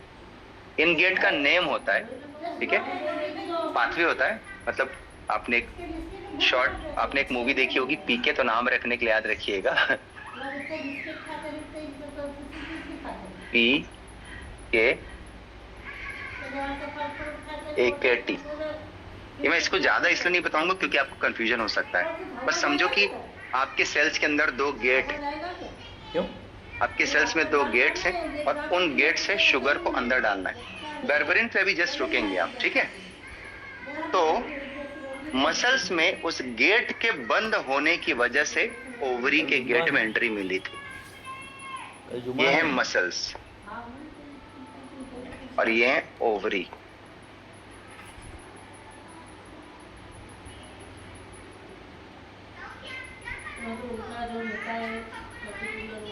मसल्स के पास भी दो गेट होते हैं, ओवरी के पास भी दो गेट्स होते हैं। मसल्स के पास एक गेट बहुत एक्टिव होता है और सेकंड गेट काम का नहीं होता है, शुगर को अंदर भरने वाला।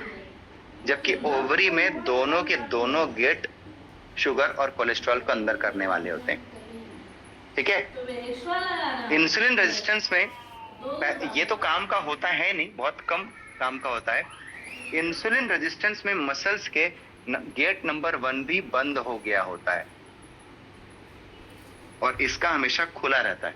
इसी वजह से पूरा मेटाबॉलिज्म ओवरी में शिफ्ट हुआ रहता है। तो हमें क्या करना है, हमें मसल्स के गेट को ओपन करना है। तो मसल्स के गेट को ओपन करने के लिए आपके पास जो सप्लीमेंट जो दिया जाता है उसे कहते हैं मायोइनोसिटॉल, जिससे कि शुगर अंदर जाना स्टार्ट हो। सो पहला जो नेचुरल सप्लीमेंट्स दिया जाता है पीसीओडी के लिए, उसका नाम क्या है? मायोइनोसिटॉल। और क्वेश्चन है, आप लोग हमेशा ऐसे ही पढ़े होंगे कि मायोइनोसिटॉल जो है वो पीसीओडी के पेशेंट को दिया जाता है। तो एक मिथ है ना, ये एक मिथ है। मायोइनोसिटॉल, अरे लिखा तो है यहाँ पे मायोइनोसिटॉल जो है ये सिर्फ फीमेल के लिए नहीं होता, ये मेल और फीमेल दोनों के लिए होता है। मेल में भी जिनका इंसुलिन रेजिस्टेंस होता है उन्हें भी दे सकते हैं। ओके ओके, सो आंसर आ रहे हैं, explain gate number 1, gate number 2। अच्छा, आप लोग समझना चाहते हैं क्या? सभी समझना चाहते हैं क्या? तो मुझे भी ना थोड़ा सा, मैं रोक रहा हूँ तो मुझे थोड़ा सा मजा नहीं आ रहा है। ओके, समझना चाहते हैं तो मैं इसको स्टार्ट कर रहा हूँ, राइट? Let's start. ओके, मैं भी रोक रहा हूँ तो मुझको अंदर से थोड़ी मेरी आवाज नहीं आ रही, अंदर से तो लग रहा है कि इसको मैं बोल ही दूं, बता ही दूं। अभी हम लोग समझते हैं। हमारी पूरी बॉडी में इंसुलिन को अंदर डालने के लिए जो डिफरेंट चैनल्स होते हैं ना, जिसे हम कहते हैं ग्लूट 1 2 3 4 5, ठीक है? क्या बोलते हैं उसे? Glute 1 2 3 4 and 5। 5 प्रकार के ग्लूकोज को ठूसने के चैनल्स होते हैं, उनका अलग अलग नाम होता है। ग्लूकोज ट्रांसपोर्ट 1 2 3 4 5, 5 प्रकार के चैनल होते हैं।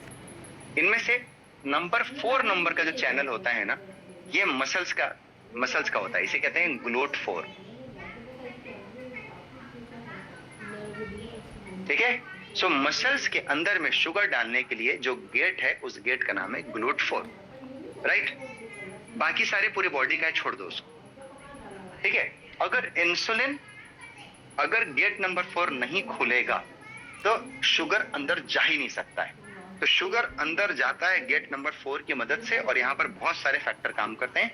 इस गेट नंबर 4 के 2 आर्म होते हैं, 2 विंग्स होते हैं। गेट नंबर 4 के 2 विंग्स होते हैं। मैंने क्या बोला? 2 आर्म, 2 भुजाएं होती है ऐसे। गेट नंबर 4, आओ, मैं शुगर तुमको अंदर आने का परमिशन दे रहा हूं। सो ये ग्लूट नंबर 4 ओवरी में भी होता है। ओवरी के पास भी 2 विंग्स होती हैं, wing number 1 and wings number 2, ठीक है? सो मैं आ जाता हूं विंग्स नंबर 1। तो विंग्स नंबर 1 का नाम होता है PI,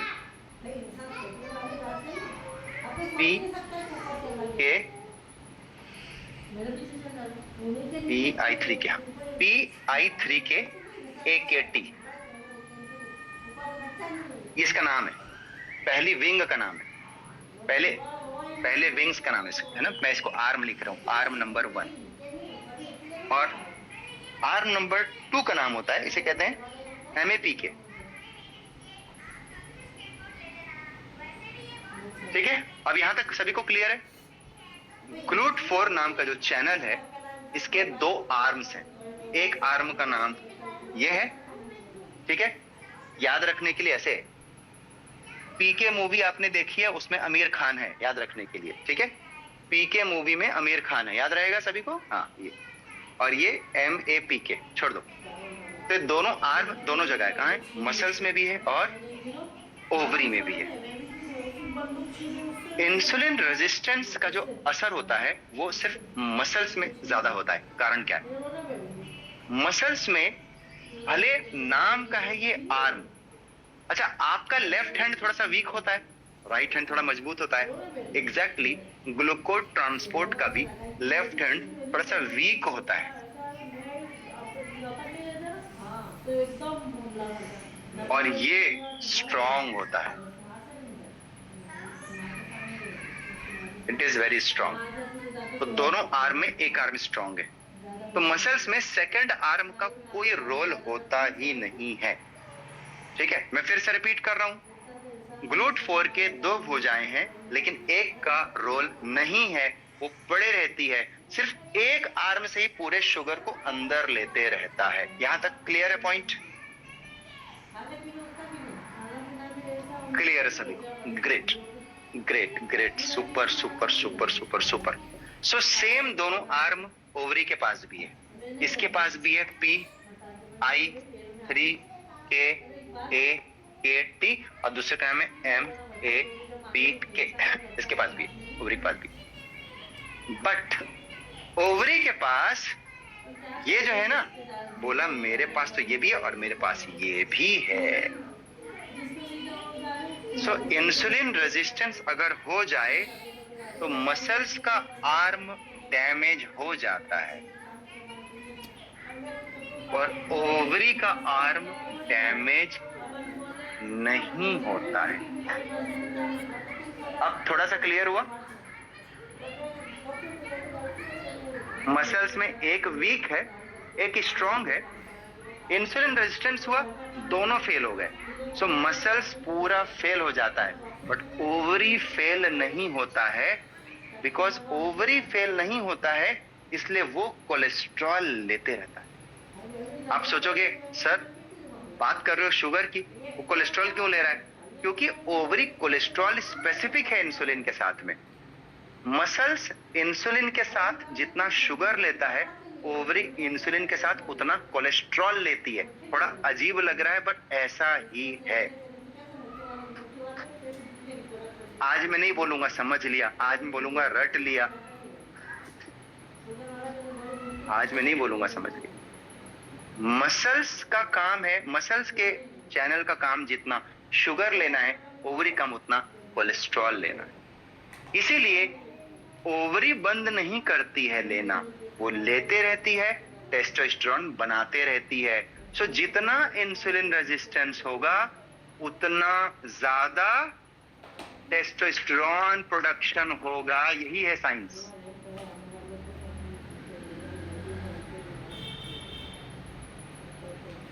ओके, अब थोड़ा सा मजा आया, थोड़ा सा एंट्री किया हम लोग।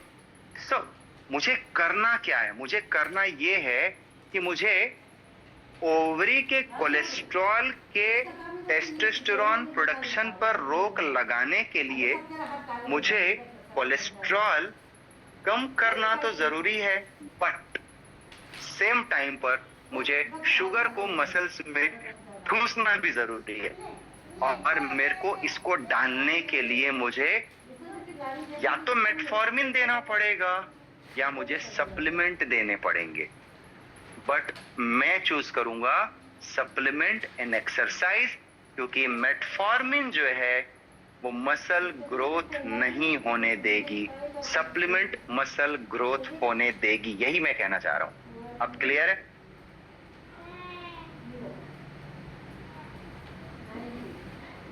सो मायो इनोसिटॉल जो सप्लीमेंट है ना, ट्रस्टेड सप्लीमेंट है भाई, एंड टेस्टेड सप्लीमेंट है, गायनेकोलॉजी में दिया जाता है। बिल्कुल मायोइनोसिटॉल को दिया जाता है, और अदर कई सप्लीमेंट्स होते हैं लाइक मैं सब कभी डिस्कस करूंगा, लेकिन मायोइनोसिटॉल को ऐसी मात्रा में दी जाती है ताकि वो इस गेट को ओपन करे। सो क्या वो तमाम लोग जिनको इंसुलिन रेजिस्टेंस होता है, क्या वो मायोइनोसिटॉल ले सकते हैं? Answer is yes. क्या मायोइनोसिटॉल केवल पीसीओडी के लिए है? आंसर इज नो, वो सभी के लिए। क्या मायोइनोसिटॉल क्या मेटफॉर्मिन का कंप्लीट रिप्लेसमेंट है? नो, बट बहुत हेल्प करेगा लॉन्ग टाइम में यूज करने में। तो क्या डायबिटिक पेशेंट भी इसे ले सकते हैं? ऑब्वियसली ले सकते हैं। जैसे बर्बरीन ले सकते हैं, मायोइनोसिटॉल भी ले सकते हैं। और यही तो कहानी थी। तो मुझे करना क्या है? मुझे सेल्स के अंदर में माइटोकॉन्ड्रिया को ही तो ये शुगर जा रहा था। ओवरी में माइटोकॉन्ड्रिया में कोलेस्ट्रॉल जा रहा था, मसल्स में माइटोकॉन्ड्रिया में शुगर जा रहा था। मुझे तो बस ये करना है कि मेरे सेल्स के अंदर में ज्यादा माइटोकॉन्ड्रिया बनाना है।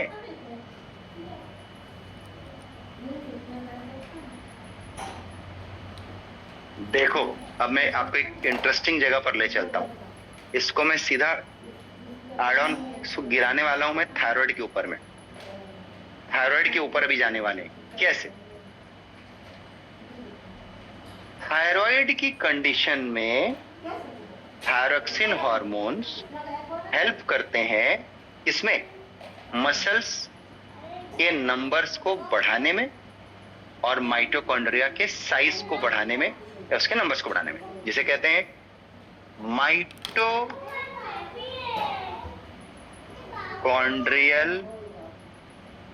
हाइपरट्रॉफी। माइटोकॉन्ड्रिया का साइज बढ़ाने में हेल्प करते हैं। सो जब आप एक्सरसाइज करोगे सो माइटोकॉन्ड्रिया की साइज बढ़ेगी, माइटोकॉन्ड्रिया की साइज बढ़ेगी और माइटोकॉन्ड्रिया के नंबर बढ़ेंगे।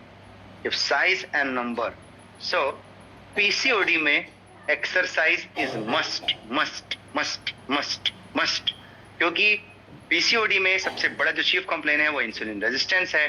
और किसी भी प्रकार के इंसुलिन रेजिस्टेंस में भाई देखो, मेल और फीमेल में, मेल को जब इंसुलिन रेजिस्टेंस होता है तो उसमें ज्यादा से ज्यादा स्किन काले हो जाएंगे, फैटी लिवर हो जाएगा, ये सारी प्रॉब्लम। पर फीमेल में young girls and before 30-35 insulin resistance का जो नुकसान है वो क्या है?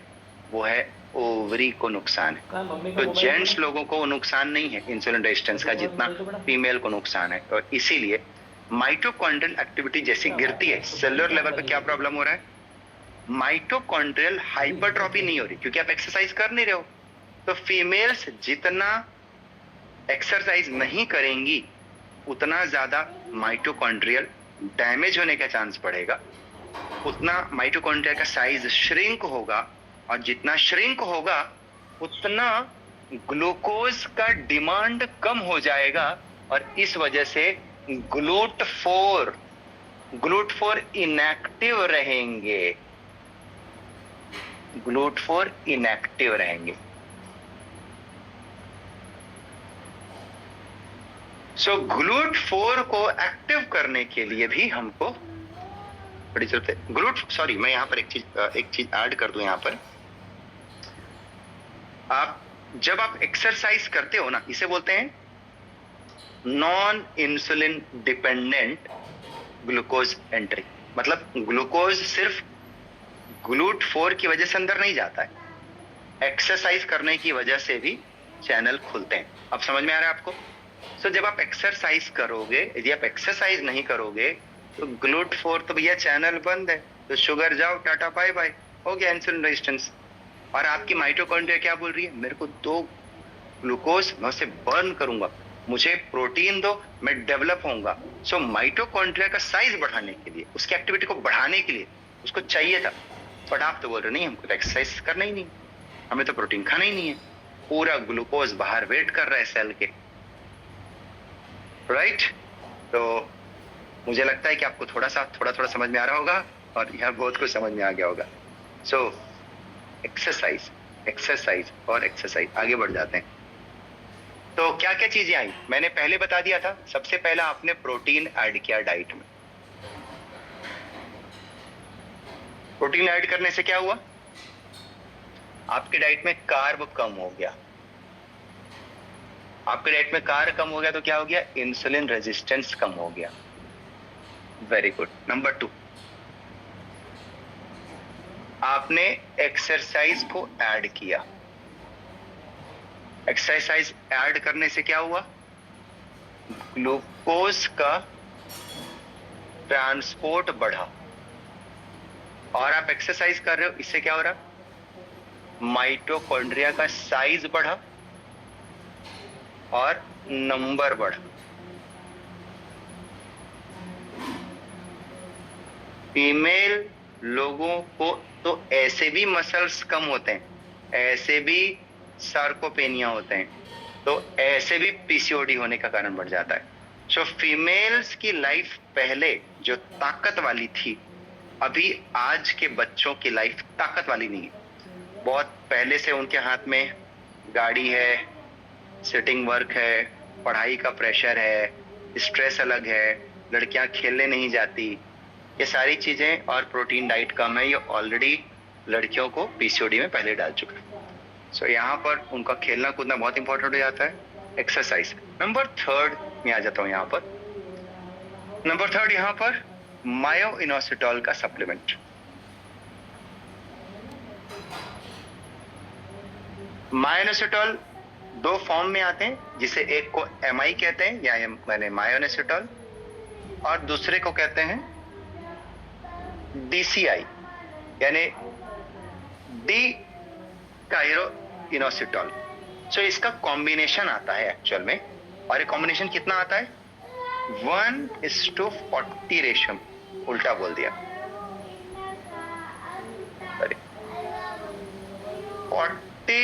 40:1 रेशियो में आता है। और कंपनी ब्रांड इसीलिए अपने लेबल में इसे लिखती है। हमारे पास 40:1, इसे खरीद लो, मेरे पास आइडियल मायोइनोसिटॉल है। तो इसका कॉम्बिनेशन आता है, इसे कितना देना है नोट करते चल जाओ आप, देना कितना है, ये 2000/50 कॉम्बिनेशन में आता है, 50 मिलीग्राम और मिलीग्राम, ट्वाइस अ डे, दिन में 2 बार मिलता है। बैन वन की चिंता मत करो, सब मिलता है, अभी तो चल रहा है।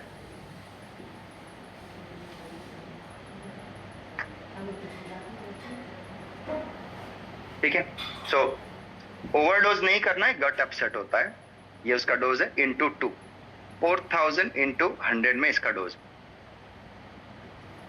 नेक्स्ट अगला दिया जाता है क्या, अगला दिया जाता है ओमेगा 3, और ओमेगा 3 सबको पता है किस लिए दे रहे हैं, इन्फ्लेमेशन को कम करने के लिए। क्या काम करता है ये लिवर को इंप्रूव करता है, ये फ्री टेस्टोस्टेरोन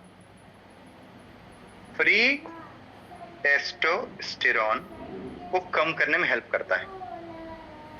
और एक हार्मोन होता है जिसे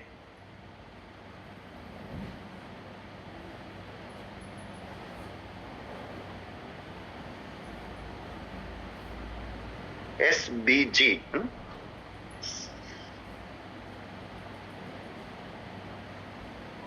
कुछ गड़बड़ तो नहीं कर रहा हूं, SHBG, sorry, SHBG।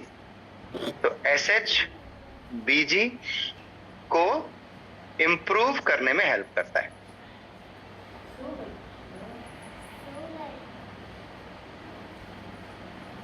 Sex hormone binding globulin को इंप्रूव करता है, और कुछ नहीं। इन्फ्लेमेशन कम करता है, कितना, 1 से 2 ग्राम इन्फ्लेमेशन कम करता है, 1 से 2 ग्राम। तो 1000 मिलीग्राम टू 2000 मिलीग्राम ये डोजेज हैं, तो दिए जाते हैं। कवर हुआ बेसिक चीजें, बेसिक न्यूट्रिएंट। आगे आ जाता हूं, नेक्स्ट स्लीप करेक्शन करना है, स्ट्रेस करेक्शन करना है। Sleep and stress, SHBG sex hormone binding globulin liver के द्वारा दिया जाने वाला एक हार्मोन होता है जो इन्हीं हार्मोन्स को कंट्रोल करने में हेल्प करता है ना। जो नीचे आपने देखा LH नाम का हार्मोन, FSH जो मैंने आपको फीमेल हार्मोन्स बताए, उन्हीं हार्मोन के साथ उनका रिलेशन होता है। Okay, so sleep and stress को कवर करने के लिए 2 चीजें, जो बहुत 3 चीजें मैं बोलूंगा, आयुर्वेदा में बड़ी फेमस है जिन्हें दिया जाता है। एक आयुर्वेदा में फेमस है जिसे निर्गुंडी कहा जाता है।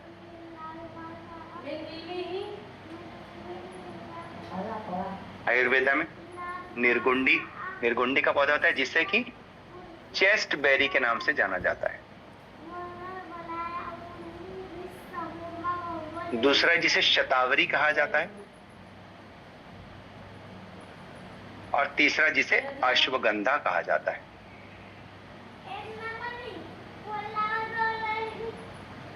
सो स्लीप और स्ट्रेस के लिए लो डोज, बहुत ज्यादा डोज नहीं, वो तो बस 20 से 40 मिलीग्राम होता है।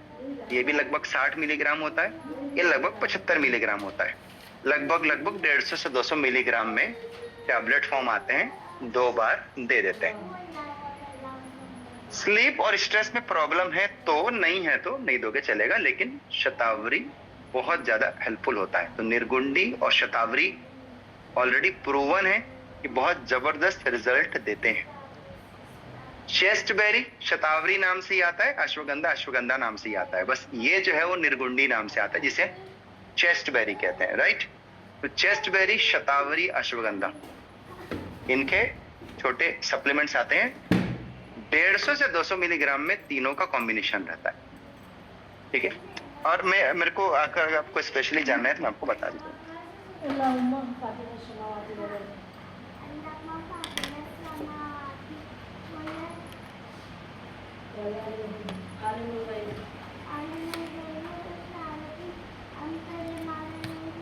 जैसे कि शतावरी और अश्वगंधा 0 हार्म का आता है,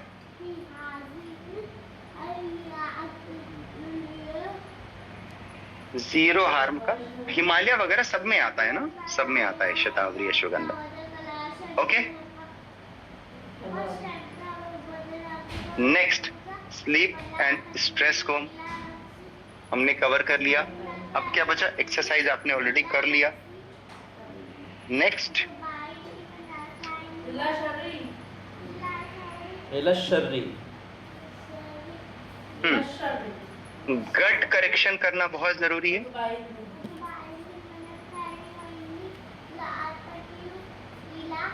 क्या लिखे? शतावरी इज नो गुड फॉर, क्या मैसेज लिखे? मैं बाद में चेक करता हूँ। राइट, गट को करेक्शन करना जरूरी है। चेक करें, अगर गट अच्छा नहीं है तो यहाँ पर क्या कर सकते हैं आप? खाने में फाइबरस चीजों को बढ़ाइए, ठीक है, फाइबर्स बढ़ाइए। और यहाँ पर डेफिनेटली क्रूसीफर वेजिटेबल्स जो हैं, जैसे गोभी, पत्ता गोभी, ब्रोकोली, इनको खाने में बढ़ाया जा सकता है बॉईल करके। थायराइड वाले जो होते हैं थोड़ा डरते हैं, थायराइड के टैबलेट से दूर रखिए। थायराइड के टैबलेट सवेरे खा रहे हैं, इनको दोपहर में खाइए, अच्छे से बॉईल करके खाइए। कच्चा पत्ता गोभी, कच्चा गोभी ना खाएं। मोमोज, सलाद, इनमें कच्चा बिल्कुल ना खाएं। सो ये फाइबरस चीजें क्या करती हैं? ये एस्ट्रोजन बैलेंस में सपोर्ट करती है। राइट, क्या करती हैं? क्रूसीफरस चीजें एस्ट्रोजन बैलेंस में सपोर्ट करती है। तो गट में फाइबर्स खूब सारा यूज करें। Next, sleep, stress. अगर वेट लॉस पर हैं, तो वेट लॉस अपने आप आपको पीसीओडी से बाहर निकलने में हेल्प करेगा, क्योंकि वेट लॉस खुद इंसुलिन रेजिस्टेंस को कम करता है। सो वेट लॉस का डेफिनेटली ट्राई करें।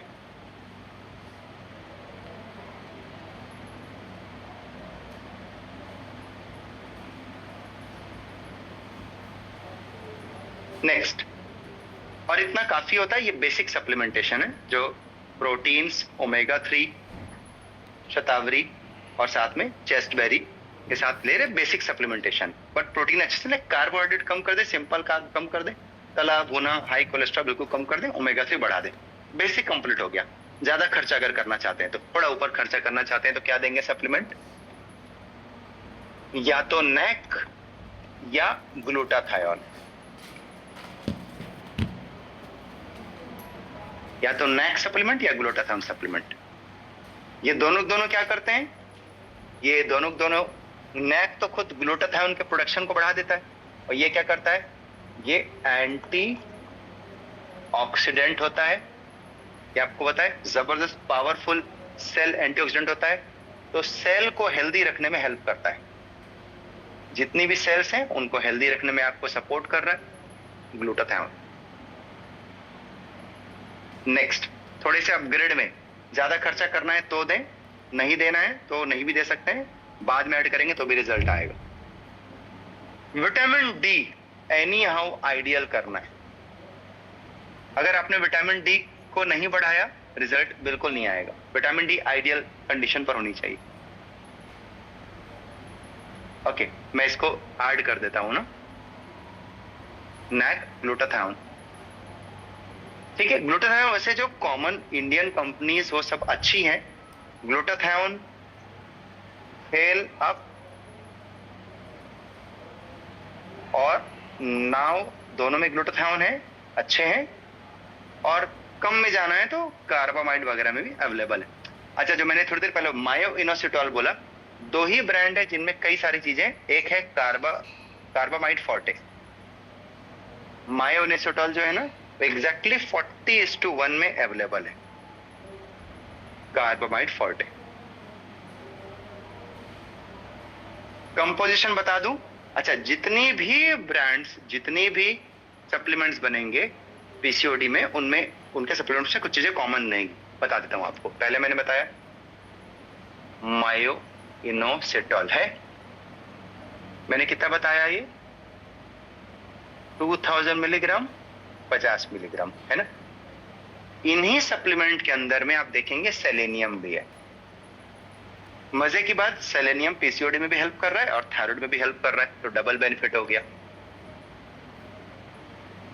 अच्छा, इन्हीं ब्रांड में क्योंकि इंसुलिन के काम करने को बढ़ाना है ना, तो मायोइनोसिटोल को सपोर्ट करने के लिए एक चीज और डाली गई है, उसे कहते हैं क्रोमियम पिकोलिनेट।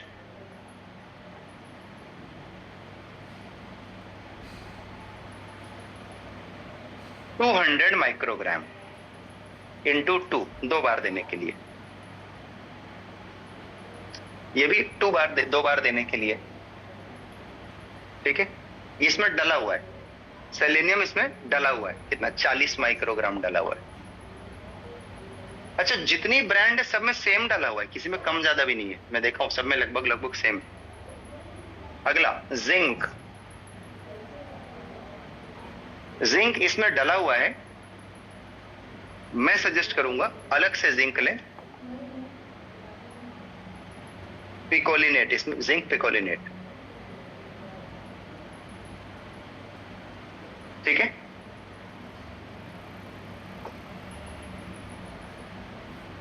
$50 मिलीग्राम, ठीक है। क्या क्या हो गया? जिंकोबिट इज गुड, जिंकोबिट में है जिंक की, बस थोड़ी सी उसमें क्वांटिटी कम है, ये स्पेसिफिक है ना, इसमें थोड़ा सा ज्यादा है, ठीक है। वो जनरल है, उसमें 10-12 मिलीग्राम है, या शायद 5 मिलीग्राम है उसमें, उससे जनरल यूज के लिए जिंकोबिट। जिंकोबिट नाम से लगता है कि जिंकोबिट है बहुत ज्यादा है, पर ऐसा उसमें है नहीं जिंक ज्यादा, राइट। देख लिया मैंने। चालू है तो जिंक लो डोज में आप नहीं है ले यार, सकते हैं, ये या तो- शायद 50 नहीं है इसमें, जहां तक मेरे को लग रहा है 40 होना चाहिए, क्योंकि जिंक ना 50 mg बहुत लंबे समय तक नहीं खाया जाता। आपको याद होगा कोविड के टाइम पर जो सब जिंक खाते थे, लंबे समय तक जिंक नहीं खाते ना, कारण चाहो तो नोट कर लो, देखो लंबे समय तक अगर आप जिंक की ज्यादा क्वांटिटी खाओगे तो वो कॉपर मेटाबॉलिज्म को डिस्टर्ब निकल करेगा, गए। इसलिए जिंक जो होता है ना वो 20-25 मिलीग्राम को लंबा खा सकते हो, कोई टेंशन नहीं। 15-20 मिलीग्राम तो एकदम ऐसे खा सकते हो, क्योंकि बॉडी की दिन भर की नीड लगभग 30 मिलीग्राम है, थोड़ा बहुत खाने से आता है, थोड़ा सप्लीमेंट से आता है, तो 50 से ज्यादा खाते समय लंबे समय तक नहीं खाना है। तो टैबलेट 50 में यूज के आते हैं, सो ये जो कंपनी बनाएगी ना, तो इसमें लगभग 25-30 होना चाहिए, तो मेरे को लगता है कि 25-30 ही होगा, एक बार हम रिकन्फर्म कर लें। और इसके अंदर में क्या होगा, क्रोमियम हो गया, जिंक हो गया, सेलेनियम हो गया, माइनोसिटोल हो गया, और क्या होगा, ज्यादा से ज्यादा इसमें मैग्नीशियम होगा, ठीक है।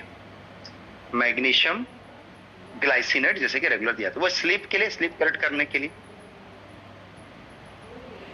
If I take more zinc, then what will happen? Copper balance बिगड़ जाएगा उसकी वजह से, तो स्किन प्रॉब्लम बहुत तेजी से आ जाएगी, ठीक है। सो इसको हम हटा देते हैं, लगभग कंप्लीट हो रहा है।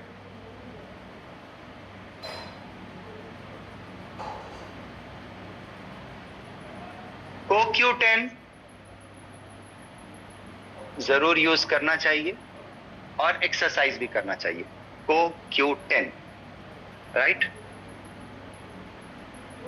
नेक्स्ट, CoQ10 में जिसका और अपग्रेडेड आता है वो यूबिक्विनोन नाम से आता है, जो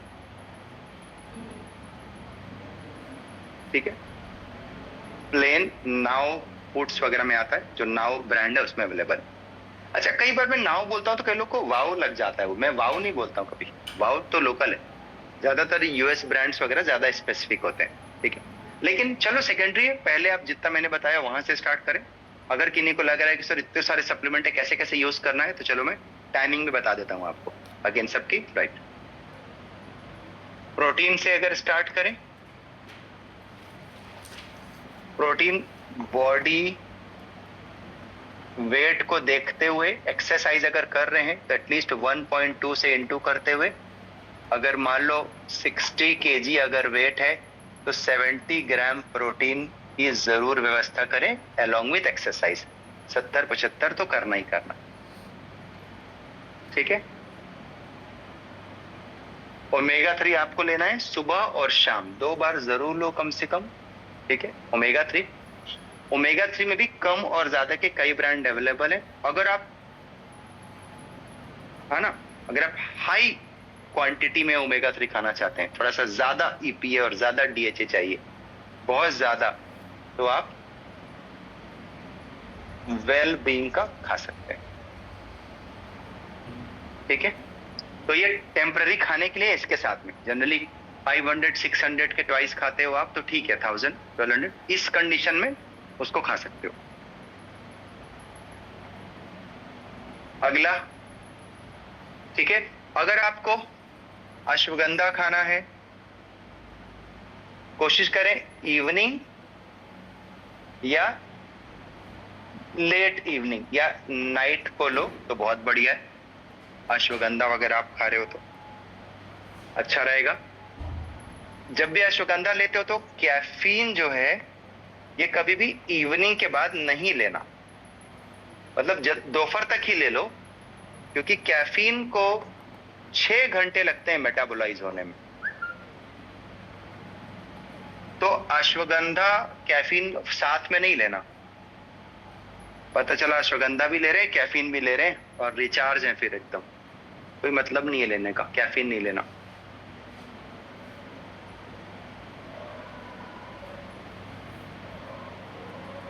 नेक्स्ट, मैग्नीशियम भी ले रहे हैं, सो मैग्नीशियम इवनिंग में लें, तो डिनर के साथ लें तो अच्छा। अगर सिर्फ मैग्नीशियम ले रहे हैं तो, या फिर अगर डिनर के साथ मैग्नीशियम नहीं ले रहे हैं तो कब लें? इवनिंग में अश्वगंधा और हिबिस्कस टी के साथ लें। हिबिस्कस यानी गुड़हल पाउडर जो होता है, हिबिस्कस के पाउडर को बॉईल करें, अश्वगंधा खाएं और साथ में मैग्नीशियम ग्लाइसिनेट का एक टैबलेट खा लें, काफी है। मस्त सुस्ती, नींद सब आना स्टार्ट हो जाएगा अगर स्ट्रेस रिलेटेड प्रॉब्लम है तो। और एक्सरसाइज तो जरूर करें कम से कम, ठीक है। ओके, अभी थोड़ी देर पहले मैंने आपको चेस्ट बेरी के बारे में बताया ना, चेस्ट बेरी का एक एडवांटेज बताता हूं, वो लेने से क्या फायदा होता है। जैसे मैंने निर्गुंडी कहा ना, निर्गुंडी आयुर्वेद जो है, चेस्ट बेरी जो होता है ना, ये प्रोलैक्टिन लेवल को कम करता है और डोपामिन को बढ़ाता है, यानी कि ये मूड स्विंग को कंट्रोल करने वाला आइटम है। इसका मूड स्विंग, ये डोपामिन एनहांसर है, ये dopamine enhancer chest berry. So mood swing कम कर, इसको खाने के बाद अच्छा लग, हैप्पी लगता है फीमेल लोगों को, पेन और थोड़ा सा कम लगता है। वेजिटेरियन ऑप्शंस फॉर ओमेगा 3 जो पूछ रहे हैं वो एल्गल ओमेगा 3 यूज करें। जो वेजिटेरियन है ना वो एल्गल, फ्लैक्सीड नहीं लेना है गलती से भी, एल्गल ओमेगा 3, एल्गी से आने वाले ओमेगा 3।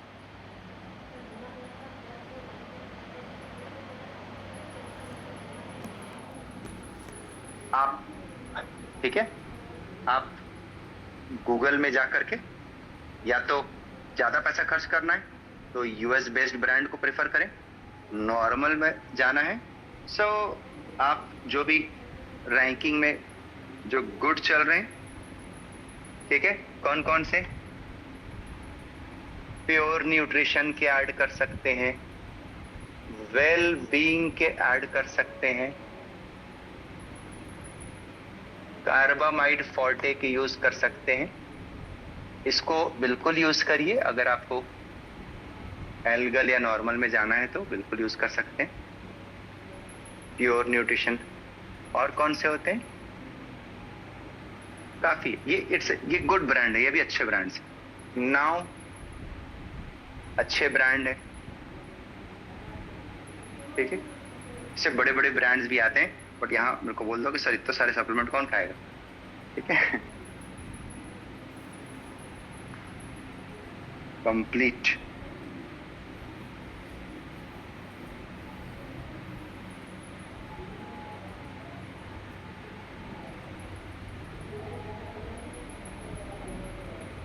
DIM के बारे में बात करते हैं सब कि DIM क्यों नहीं दिए। DIM के बिना दिए भी रिजल्ट आ जाएगा, DIM के बिना दिए भी रिजल्ट आ जाएगा। और अगर DIM देना है तो वो लोग जो मेनोपॉज वगैरह के आसपास है ना, उन लोगों के लिए DIM ज्यादा काम करता है। तो DIM PCOD के लिए नहीं भी दोगे तो चल जाएगा। प्रोटीन्स, जितना खर्च आपको प्रोटीन्स, ओमेगा 3, मायोइनोसिटोल, कोएंजाइम Q10 पे करना है, एक्सरसाइज पे करना है, उतना बाकी पे नहीं करना है। Okay, so let's start. Q&A पे स्टार्ट आ जाए तो चलिए Q&A स्टार्ट करते हैं, प्रोग्राम में शिफ्ट हो जाएं। Let's start. जल्दी से अब हैंड रेस कर सकते हैं। मैं पहले कुछ बेसिक्स आपको सिखा दूंगा ताकि आप लोगों को बहुत सारे डाउट्स यहीं पर क्लियर हो जाएं, ठीक है। उसके बाद हम एंट्री करेंगे। नहीं तो क्वेश्चन खत्म नहीं होते, रात भर रात कम पड़ जाता है Q&A लेते लेते।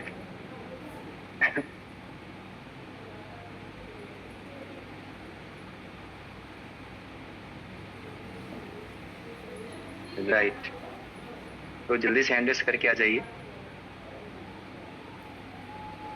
हाँ, तो सुनिए ध्यान से। सबसे पहला, जिनके भी डाउट्स है, जिनको कई लोगों को लगता है कि आपके लिए क्वेश्चन पूछना है, दूसरे के लिए क्वेश्चन पूछना है, आप उस चार्ट को याद रखिए सबसे पहले अपने माइंड में। उससे पहले क्वेश्चन मत पूछिएगा, क्योंकि अगर आपके क्वेश्चन में वो सारी चीजें होंगी तो मुझे रिपीट करना पड़ेगा। आपको गट इंप्रूव करना ही करना है, ठीक है। देखिए हमारी बॉडी में चक्र, अलग अलग चक्र होते हैं, सारे चक्र एक दूसरे से कनेक्टेड है। सो ऑल चक्र के साथ में ऐसा है कि गट एक इंपॉर्टेंट है ना, गट बहुत इंपॉर्टेंट एक्सेस है। सो गट का जितना इंपॉर्टेंट ब्रेन के साथ में, गट का उतना इंपॉर्टेंस हमारे मूलाधार चक्र के साथ में भी है।